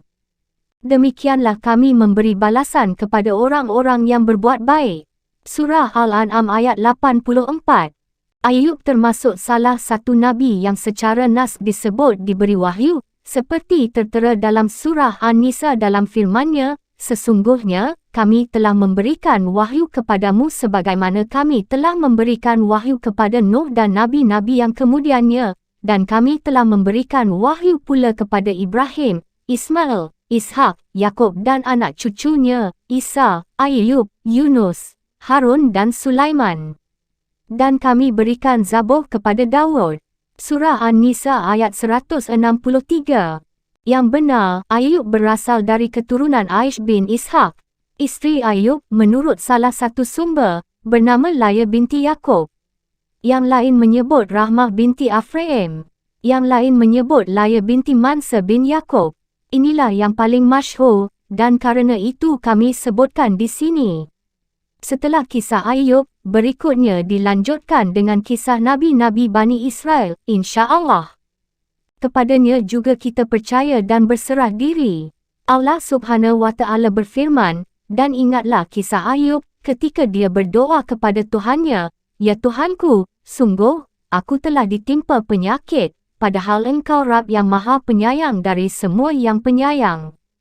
Maka kami kabulkan doanya, lalu kami lenyapkan penyakit yang ada padanya dan kami kembalikan keluarganya kepadanya, dan kami lipat gandakan jumlah mereka sebagai suatu rahmat dari kami, dan untuk menjadi peringatan bagi semua yang menyembahku. Surah Al-Anbiya ayat 83 hingga 84. Dan dalam surah Sod, Allah Subhanahu wa Ta'ala berfirman, dan ingatlah akan hambaku Ayub ketika dia menyeru Tuhannya, sesungguhnya aku diganggu syaitan dengan penderitaan dan bencana. Allah Subhanahu wa Ta'ala berfirman, hentakkanlah kakimu, inilah air yang sejuk untuk mandi dan untuk minum. Dan kami anugerahi dia dengan mengumpulkan kembali keluarganya dan kami lipat gandakan jumlah mereka, sebagai rahmat dari kami dan pelajaran bagi orang-orang yang berpikiran sehat. Dan ambillah seikat rumput dengan tanganmu, lalu pukullah dengan itu dan janganlah engkau melanggar sumpah. Sesungguhnya, kami dapati Ayub seorang yang sabar. Dialah sebaik-baik hamba. Sungguh, dia sangat taat kepada Allah. Surah Sod ayat 41 hingga 44. Ibnu Asakir meriwayatkan dari Jalur Al-Kalbi. Ia menuturkan, Nabi pertama yang diutus adalah Idris, setelah itu Nuh, disusul Ibrahim, Ismail, Ishak, Yakub, Yusuf, Lut, Hud, Soleh, Musa dan Harun, Ilyas, Yasa, Urfi bin Suailih bin Afrat Sim bin Yusuf bin Yakub, berikutnya Yunus bin Matta dari keturunan Yakub, setelah itu Ayub bin Razah bin Amush bin Laifaras bin Aish bin Ishaq bin Ibrahim. Urutan sebagian di antaranya perlu diteliti lagi, kerana Nuh dan Soleh menurut pendapat yang masyhur, ada setelah Nuh dan sebelum Ibrahim. Wallahu alam. Ulama tafsir, sejarah, dan lainnya menyatakan bahawa Ayub adalah orang kaya raya, memiliki berbagai jenis harta, mulai dari binatang ternak, budak, hewan, tanah yang terbentang dari Sanya sampai Hauran. Ibnu Asakir menuturkan, semua tanah tersebut milik Ayub. Ia juga memiliki banyak anak dan isteri. Namun semua itu diambil dari Ayub. Ia mendapat berbagai macam ujian pada tubuhnya. Tidak ada satu pun anggota badan yang sehat tanpa penyakit, selain hati dan lisan. Dengan hati dan lisan, Ayub senantiasa menyebut-nyebut Allah. Semua ujian ini ia hadapi dengan sabar, mengingat Allah setiap malam dan siang, pagi dan petang. Ayub lama menderita sakit, hingga teman dekat merasa jijik, diusir dari kampung halaman, dan diletakkan di tempat pembuangan sampah di luar kampung. Semua orang menjauh, dan tiada tersisa siapa pun yang merasa iba padanya, selain isterinya. Ia selalu menjaga hak Ayub, tidak pernah lupa akan kebaikan-kebaikan dan kasih sayang yang dulu pernah ia berikan padanya. Ia sering bolak-balik menengok Ayub, merawatnya, dan membantunya untuk buang hajat. Kondisi isteri Ayub mulai lemah dan harta bendanya kian berkurang, hingga bekerja pada orang lain agar mendapat upah guna diberikan kepada Ayub sekedar untuk mengganjal perut. Semoga Allah meridainya. Sang isteri terus bersabar menghadapi ujian bersama Ayub. Ujian hilangnya harta benda dan anak-anak, serta secara khusus menimpa kehidupan selaku suami isteri. Tidak ada yang membantu dan menolong, setelah sebelumnya hidup bahagia, penuh nikmat, dilayani orang, dan dihormati. Inna lillahi wa inna ilaihi raji'un. Disebutkan dalam kitab Syahih, Rasulullah SAW bersabda, manusia yang paling berat ujiannya adalah para nabi, kemudian orang-orang saleh, berikutnya orang yang paling mulia, yakni tingkatan dan kedudukannya. Beliau juga bersabda, seseorang diuji sesuai kadar agamanya. Jika agamanya kuat, ujiannya ditingkatkan. Semua ujian yang menimpa justru semakin membuat Ayub sabar, mengharap pahala, memuji dan bersyukur, hingga menjadi perumpamaan dalam kesabaran, juga perumpamaan orang yang mendapat berbagai macam ujian. Diriwayatkan secara panjang lebar dari Wahab bin Munabbih dan lainnya, dari ulama Bani Israel tentang kisah Ayub, bagaimana harta benda dan anak-anaknya lenyap, ujian yang menimpa di tubuhnya. Hanya Allah yang tahu keabsahan riwayat ini. Diriwayatkan dari Mujahid, ia menyatakan, Ayub adalah orang pertama yang terkena penyakit cacar. Para mufassir berbeza pendapat terkait berapa lama Ayub tertimpa beragam ujian. Wahab bin Munabbih menyatakan, Ayub tertimpa ujian selama 33 tahun tepat, tidak kurang dan tidak lebih. Anas menyatakan, ia diuji selama 7 tahun beberapa bulan. Ia ditempatkan di tempat pembuangan sampah milik Bani Israel. Hewan-hewan mengerumuni tubuhnya hingga Allah memberikan jalan keluar, memperbesar pahala yang ia dapatkan, dan memujinya dengan baik. Hamid menyatakan, Ayub bertahan selama 18 tahun menghadapi ujian. As-Sudi menyatakan, daging-daging Ayub berjatuhan hingga tidak tersisa apapun selain tulang dan saraf. Isterinya datang membawakan abu untuk dijadikan alas di bawahnya. Namun, kerana ujian tidak kunjung berlalu, isterinya berkata, Ayub, andai engkau berdoa kepada Rabbmu agar diberikan jalan keluar. Ayub berkata, aku hidup sehat selama 70 tahun, lantas apakah 70 tahun berikutnya untuk aku habiskan dalam kesabaran kerana Allah, terasa lama. Isterinya sedih mendengar jawaban Ayub ini. Isterinya bekerja sebagai pembantu untuk mendapatkan upah demi memberi makan Ayub. Setelah itu, orang-orang tidak mahu menggunakan jasanya, kerana mereka tahu ia adalah isteri Ayub, khawatir tertimpa ujian seperti yang dialami Ayub atau tertular penyakitnya. Setelah tidak mendapatkan seorang pun yang mahu menerima jasanya, akhirnya ia menjual sebahagian salah satu kunciran rambut pada puteri salah seorang terhormat dengan imbalan makanan enak dan banyak. Ia membawakan makanan itu untuk Ayub. Ayub bertanya, "Dari mana kau mendapatkan makanan ini?" Ayub mengingkari hal itu. Isterinya menjawab, "Itu upahku sebagai pembantu." Keesokan harinya, ia tidak mendapatkan seorang pun yang mahu menggunakan jasanya. Ia terpaksa menjual kunciran rambut yang satunya dengan imbalan makanan, lalu makanan dibawakan untuk Ayub. Ayub mengingkari hal itu dan bersumpah tidak akan makan sebelum ia beritahukan dari mana asal makanan itu.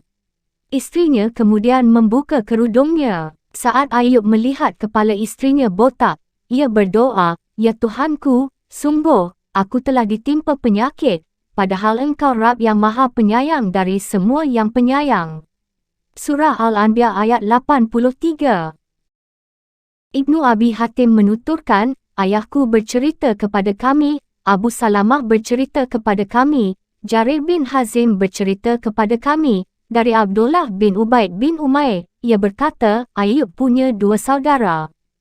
Suatu hari keduanya datang, namun tidak bisa mendekat karena bau Ayub yang menyengat, keduanya berdiri dari kejauhan. Salah satunya berkata kepada yang lain, andai Allah mengetahui sisi baik pada Ayub, tentu tidak akan menguji Ayub seperti itu. Ayub dibuat sedih sekali oleh kata-kata saudaranya itu, belum pernah Ayub merasa sesedih itu.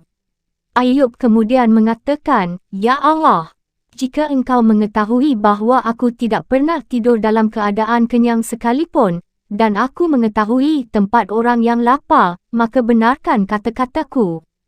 Ada kata-kata dari langit yang membenarkan Ayub. Kedua saudaranya mendengar kata-kata itu. Setelah itu Ayub mengucapkan, "Ya Allah, jika Engkau mengetahui bahawa aku tidak memiliki dua helai baju, dan aku mengetahui tempat orang yang tidak punya baju, maka benarkan kata-kataku." Ada kata-kata dari langit yang membenarkan Ayub. Kedua saudaranya mendengar kata-kata itu. Setelah itu Ayub mengatakan, "Ya Allah, dengan kemuliaan-Mu," ia lantas merebah sujud dan meneruskan, "Ya Allah, dengan kemuliaan-Mu, aku tidak akan bangun mengangkat kepala sebelum Kau lenyapkan musibah yang menimpaku." Petik 1. Belum juga Ayub bangun, musibah yang menimpanya sudah lenyap. Ibnu Abi Hatim dan Ibnu Jarir menuturkan, Yunus bin Abdul A'la bercerita kepada kami, Ibnu Wahab memberitakan kepada kami, Nafi' bin Yazid mengabarkan kepadaku, dari Uqail, dari Zuhri, dari Anas bin Malik, Nabi SAW bersabda, "Sungguh, Nabi Allah Ayub bertahan dalam ujian selama 18 tahun, ia ditolak kerabat mahupun orang jauh, kecuali dua saudaranya. Ia termasuk saudara-saudara dekatnya. Keduanya selalu menghampiri Ayub setiap pagi dan sore hari." Salah satunya kemudian berkata pada yang lain, "Demi Allah, kau tahu, Ayub telah melakukan suatu dosa yang tidak pernah dilakukan seorang pun di antara seluruh manusia." Petik 1. Temannya bertanya, "Kenapa seperti itu?" Ia menjawab, "Karena sudah 18 tahun ini, Rabb tidak mengasihinya lalu melenyapkan musibah yang menimpanya." Saat keduanya datang menemui Ayub pada sore hari, ia tidak sabar untuk menyampaikan hal itu kepada Ayub. Ayub kemudian berkata, "Aku tidak mengerti apa maksudmu. Hanya saja, Allah mengetahui, aku pernah melintas di hadapan dua orang yang bertikai, keduanya kemudian menyebut-nyebut nama Allah. Aku lantas pulang ke rumah, lalu aku tebus sumpah kedua orang tersebut, karena aku tidak mahu nama Allah disebut-sebut selain dalam kebenaran." Ayub setiap kali membuang hajat, tangannya dipegangi isterinya, hingga hajatnya selesai. Suatu hari, isterinya tidak kunjung datang, lalu Allah mewahyukan kepada Ayub di tempatnya, "Hentakkanlah kakimu, inilah air yang sejuk untuk mandi dan untuk minum." Surah Sod ayat 42. Saat isterinya datang, Ternyata Ayub tidak ada. Isterinya lama menunggu. Ayub kemudian datang dan isterinya melihat dirinya. Ayub pun menghampirinya. Ujian yang menimpa Ayub telah hilang. Ayub terlihat lebih tampan dari sebelumnya. Setelah melihat Ayub dalam kondisi seperti itu, isterinya berkata, "Hai, semoga Allah memberkahimu. Apa kau melihat Nabi Allah yang tertimpa ujian itu? Demi Allah yang Maha Kuasa untuk menimpakan ujian seperti itu, aku tidak melihat seorang pun yang mirip dengannya melebihimu, andai saja dia sehat." Ayub menjawab, "Ini aku orangnya." Ayub memiliki 2 tempat untuk menimbun hasil panen, salah satunya untuk menimbun gandum, dan satunya lagi untuk menimbun jelai. Allah kemudian mengutus 2 awan. Ketika salah satunya berada di atas tempat untuk menimbun gandum, awan tersebut menuangkan emas hingga meluap, sementara awan yang satunya lagi menuangkan perak di tempat penimbunan jelai hingga meluap. Demikian redaksi riwayat Ibnu Jarir. Kisah ini secara lengkap diriwayatkan Ibnu Hibban dalam kitab syahihnya dari Muhammad bin Hasan bin Qutaibah, dari Harmalah, dari Ibnu Wahab, dengan redaksi riwayat yang sama. Garib sekali jika riwayat ini dinyatakan marfu. Lebih tepatnya riwayat ini mauquf. Ibnu Abi Hatim menuturkan, ayahku bercerita kepada kami, Musa bin Ismail bercerita kepada kami, Hamad bercerita kepada kami, Ali bin Zaid memberitakan kepada kami, dari Yusuf bin Mihran, dari Ibnu Abbas, ia menuturkan, Allah mengenakan pakaian dari surga pada Ayub. Ayub kemudian menjauh dan duduk di salah satu sudut. Isterinya datang tanpa bisa mengenalinya. Isterinya berkata, "Hai hamba Allah, kemana perginya orang yang tertimpa ujian yang biasa berada di sini? Sepertinya ia telah dibawa pergi anjing atau serigala." Ia berbicara padanya sesaat, lalu Ayub berkata, "Bagaimana kau ini?" "Aku Ayub." Isterinya berkata, "Apa kau meledekku, wahai hamba Allah?" Ayub kembali berkata, "Bagaimana kau ini?" "Ini aku, Ayub. Allah telah mengembalikan tubuhku." Ibnu Abbas mengatakan, Allah mengembalikan harta benda dan anak-anaknya, dan Allah melipat gandakan jumlah mereka. Wahab bin Munabih mengatakan, Allah mewahyukan kepada Ayub, "Aku telah mengembalikan keluarga dan hartamu, juga aku lipat gandakan jumlah mereka, maka mandilah dengan air ini, karena di dalamnya ada kesembuhan untukmu, berkurbanlah untuk para sahabatmu dan mohonkan ampunan untuk mereka, karena mereka telah durhaka kepadaku terkaitmu." Hadis riwayat Ibnu Abi Hatim.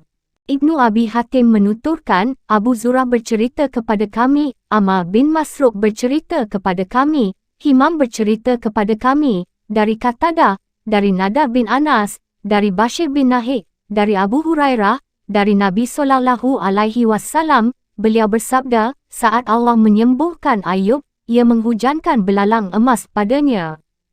Ayub kemudian memungut belalang-belalang emas itu dengan tangannya, lalu ia letakkan di dalam bajunya, kemudian dikatakan kepadanya, "Wahai Ayub, apa kau tidak puas?" Ayub menjawab, "Ya Rabb, siapa gerangan yang puas dari rahmatmu?"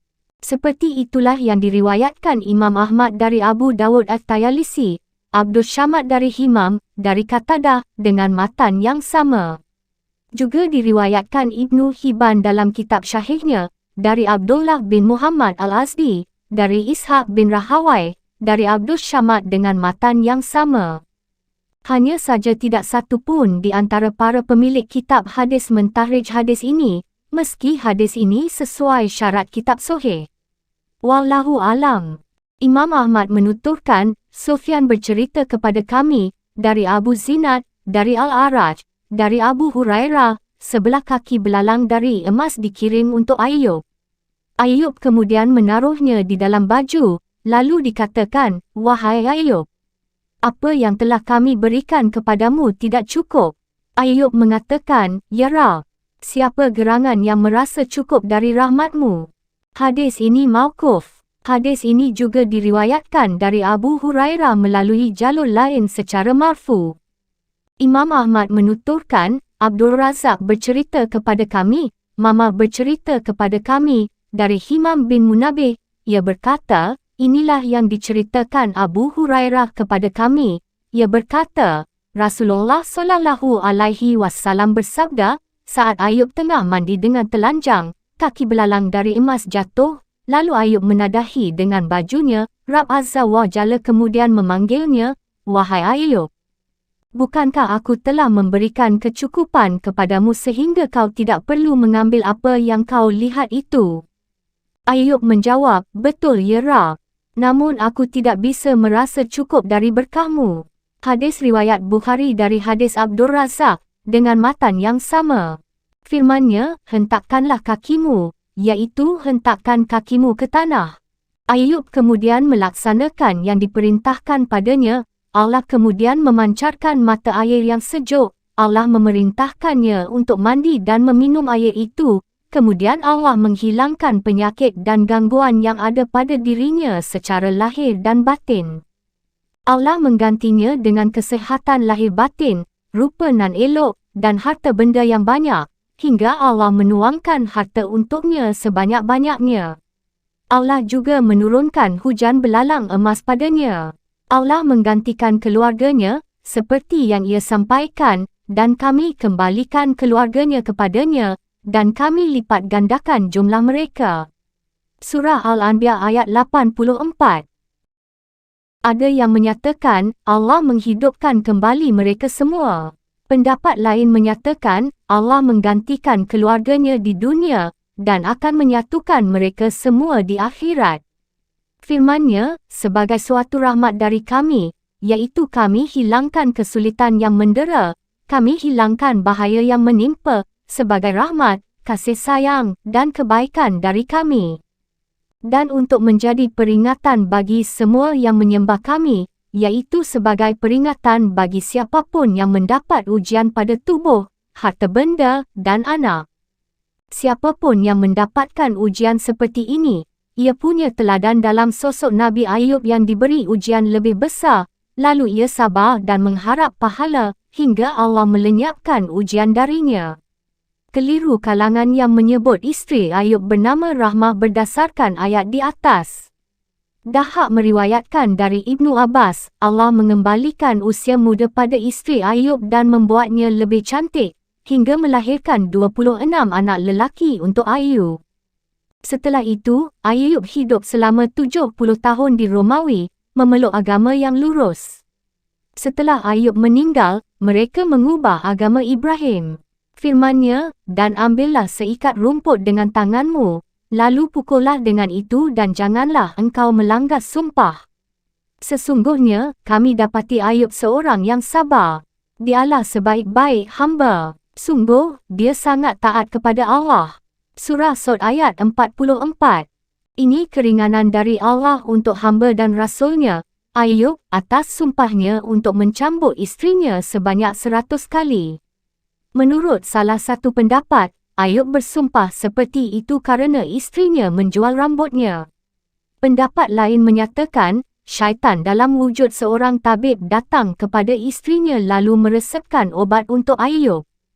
Isteri Ayub kemudian menemui Ayub dan memberitahukan hal itu padanya. Ayub tahu si tabib tersebut syaitan, lalu Ayub bersumpah untuk mencambuknya sebanyak 100 kali. Setelah sembuh, Allah Azza wa Jalla memerintahkannya untuk mengambil seikat rumput, lalu dicambukkan sekali pukulan, dan pukulan ini sama seperti 100 kali cambuk, sehingga Ayub menepati sumpahnya dan tidak melanggar. Inilah jalan keluar yang Allah berikan bahawa hamba yang bertakwa dan taat kepadanya, terlebih terkait isterinya yang sabar lagi mengharap pahala, pendamping setia, berbakti dan bertindak dengan benar. Karenanya, Allah menyebut keringanan itu dan menyebutkan alasannya, sesungguhnya kami dapati Ayub seorang yang sabar. Dialah sebaik-baik hamba. Sungguh, dia sangat taat kepada Allah. Banyak di kalangan fuqaha yang menggunakan keringanan ini dalam masalah sumpah dan nazar. Bahkan sebagian ada yang terlalu longgar dalam masalah ini hingga menulis kitab berisi cara-cara untuk menghindari sumpah, dan ayat di atas ditempatkan di bagian depan. Dalam kitab ini, mereka menyebutkan sejumlah hal aneh. Sebagian di antaranya akan kami sebutkan dalam kitab hukum saat sudah tiba di bagiannya nanti. Insya Allah. Ibnu Jarir dan ulama sejarah lain menyebutkan bahawa Ayub meninggal dalam usia 93 tahun. Pendapat lain menyebut lebih dari itu.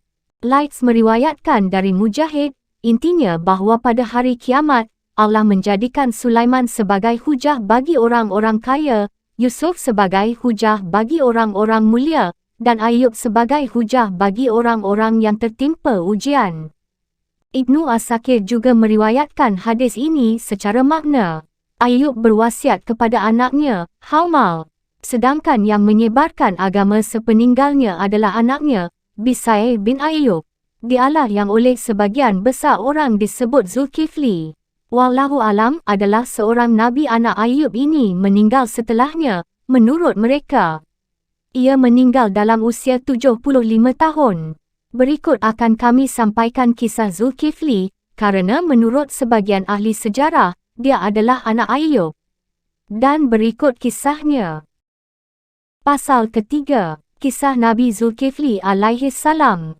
Setelah menyebut kisah Ayub dalam surah Al-Anbiya, Allah Subhanahu wa Ta'ala berfirman, dan ingatlah kisah Ismail, Idris dan Zulkifli. Mereka semua termasuk orang-orang yang sabar, dan kami masukkan mereka ke dalam rahmat kami. Sungguh, mereka termasuk orang-orang yang saleh. Surah Al-Anbiya ayat 85 hingga 86.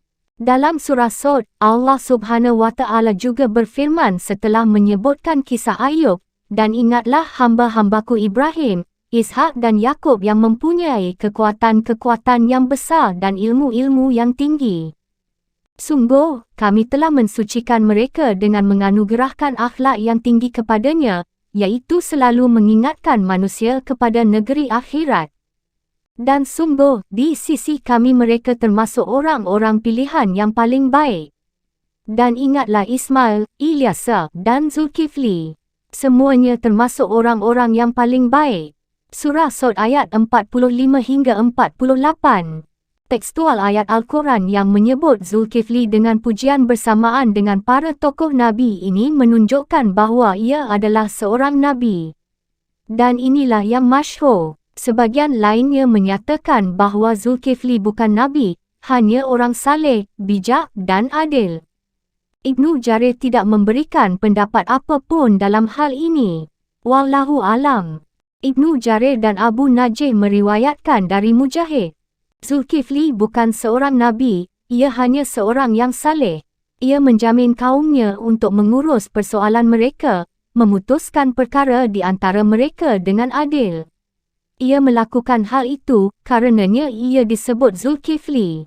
Ibnu Jarir dan Ibnu Abi Hatim meriwayatkan jalur Daud bin Abu Hind dari Mujahid. Ia mengatakan, saat Yasa beranjak tua, ia berkata, aku akan menunjuk seseorang sebagai penggantiku untuk mengurus kaumku selagi aku masih hidup, agar bisa melihat bagaimana kerjanya. Petik 1. Ia kemudian mengumpulkan semua orang lalu mengatakan, siapa yang mahu menerima 3 hal dariku, akan kutunjuk sebagai penggantiku, puasa pada siang hari, solat pada malam hari, dan tidak marah. Seseorang yang dipandang hina kemudian berdiri lalu menjawab, aku. Yasa bertanya, kau berpuasa pada siang hari, solat pada malam hari, dan tidak marah? Ya, jawabnya. Yasa menolak orang tersebut pada hari itu. Yasa kemudian mengatakan hal yang sama pada hari yang lain. Orang-orang diam, lalu orang tersebut berdiri dan menjawab, aku. Petik 1. Akhirnya Yasa menunjuk orang tersebut sebagai penggantinya. Iblis kemudian berkata kepada para syaitan, godalah si fulan. Namun mereka tidak mampu menggodanya. Akhirnya Iblis mengatakan, biarkan aku saja yang menghadapinya. Iblis kemudian menemui orang tersebut dalam wujud orang tua renta dan fakir. Ia datang menemui orang tersebut saat tengah tidur siang. Ia tidak pernah tidur pada malam maupun siang hari selain pada saat itu. Iblis mengetuk pintu lalu orang tersebut bertanya, siapa itu? Iblis menjawab, orang tua yang teraniaya. Ia bangun lalu membukakan pintu. Iblis kemudian menceritakan permasalahannya. Iblis mengarang cerita, aku dan kaumku terlibat permusuhan. Mereka memperlakukan diriku secara semena-mena, melakukan ini dan itu padaku. Iblis terus berbicara hingga waktu sore tiba dan kesempatan untuk tidur siang habis. Orang tersebut kemudian berkata, jika kau mahu datang sore nanti, aku akan mengembalikan hakmu.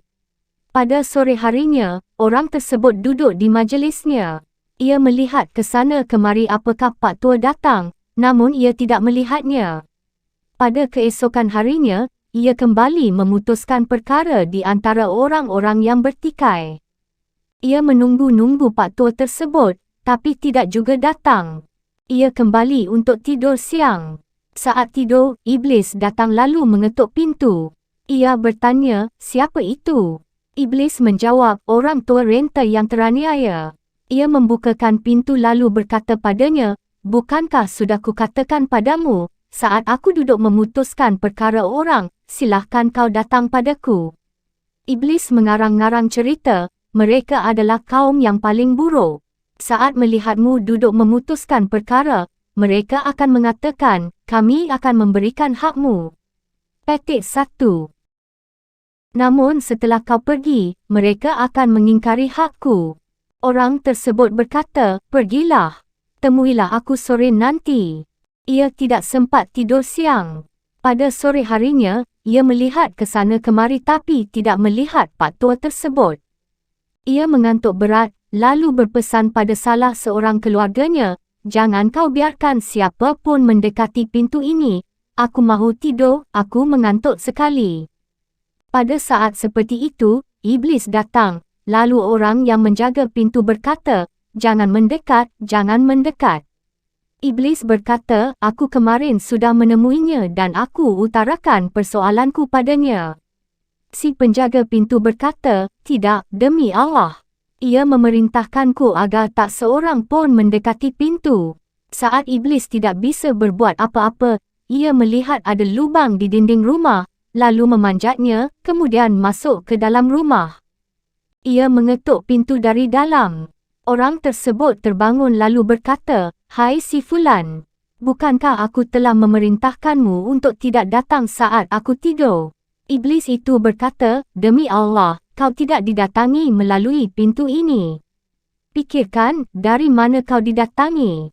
Ia berdiri menghampiri pintu, dan ternyata pintunya masih terkunci seperti yang ia kunci. Iblis itu berada di dalam rumah bersama orang tersebut. Orang tersebut mengenali iblis itu lalu berkata, kau pasti musuh Allah. Betul, jawab iblis. Iblis meneruskan, kau membuatku tak berdaya dalam segala hal. Akhirnya aku melakukan semua yang kau lihat ini untuk membuatmu marah. Karena itulah Allah menyebutnya Zulkifli, karena ia menjamin untuk melaksanakan suatu hal, lalu ia penuhi janjinya itu. Ibnu Abi Hatim juga meriwayatkan kisah dari Ibnu Abbas mirip dengan rangkaian kisah di atas.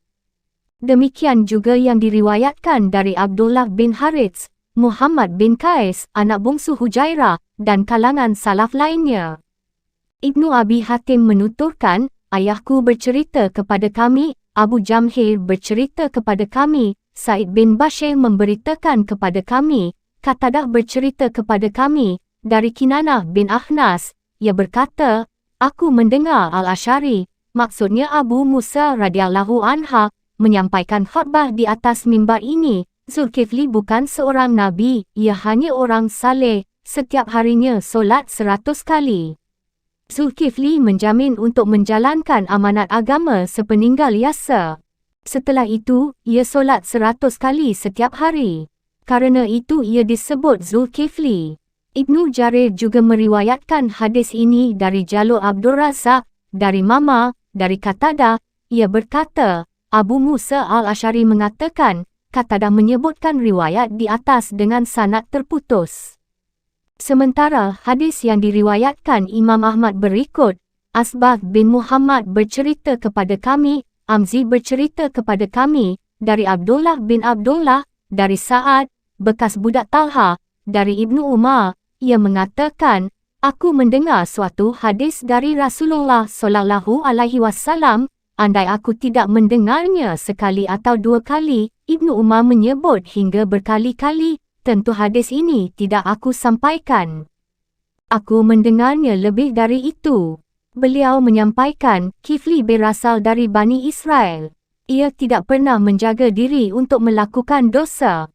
Suatu ketika, seorang wanita datang menghampirinya, lalu ia beri 60 dinar dengan syarat mahu ia setubuhi. Setelah Kifli duduk di atasnya layaknya seorang suami berada di atas isterinya, wanita tersebut gemetar dan menangis. Kifli kemudian berkata padanya, "Kenapa kau menangis? Apa aku memaksamu?" Wanita itu berkata, "Tidak, tapi aku belum pernah melakukan perbuatan seperti ini. Aku melakukan ini kerana kemiskinan." Kifli berkata, "Kau rela melakukan ini padahal kau belum pernah melakukannya sama sekali." Kifli turun lalu berkata, "Bawalah dinar-dinar itu pergi bersamamu." Setelah itu Kifli berkata, "Demi Allah, Kifli tidak akan pernah lagi mendurhakai Allah." Kifli kemudian meninggal dunia pada malam hari itu. Pada pagi harinya, di depan pintu rumahnya tertulis, "Allah telah mengampuni Kifli." At-Tirmidzi juga meriwayatkan hadis ini dari Amzi dengan matan yang sama. Ia menyatakan, hadis ini hasan. Ia menyatakan bahawa sebagian ahli hadis lain juga meriwayatkan hadis ini, dan sanadnya bertemu pada Ibnu Umar. Hadis ini garib sekali, di dalam sanadnya juga ada perawi yang perlu dikritisi, kerana saat dalam sanad riwayat ini dikomentari Abu Hatim sebagai berikut, "Aku tidak mengenalnya selain melalui satu hadis." Ibnu Hibban menyatakannya sebagai perawi sikah. Tidak ada yang meriwayatkan darinya selain Abdullah bin Abdullah Ar-Razi. Wallahu alam. Jikapun riwayat ini mahfuz, yakni terjaga kesahihannya, toh yang disebutkan bukan Zulkifli, yang disebut dalam hadis ini hanya Kifli tanpa menyebut idafah Zul. Berarti Kifli yang dimaksud adalah orang lain, bukan Zulkifli yang tertera dalam Al-Quran. Wallahu alam.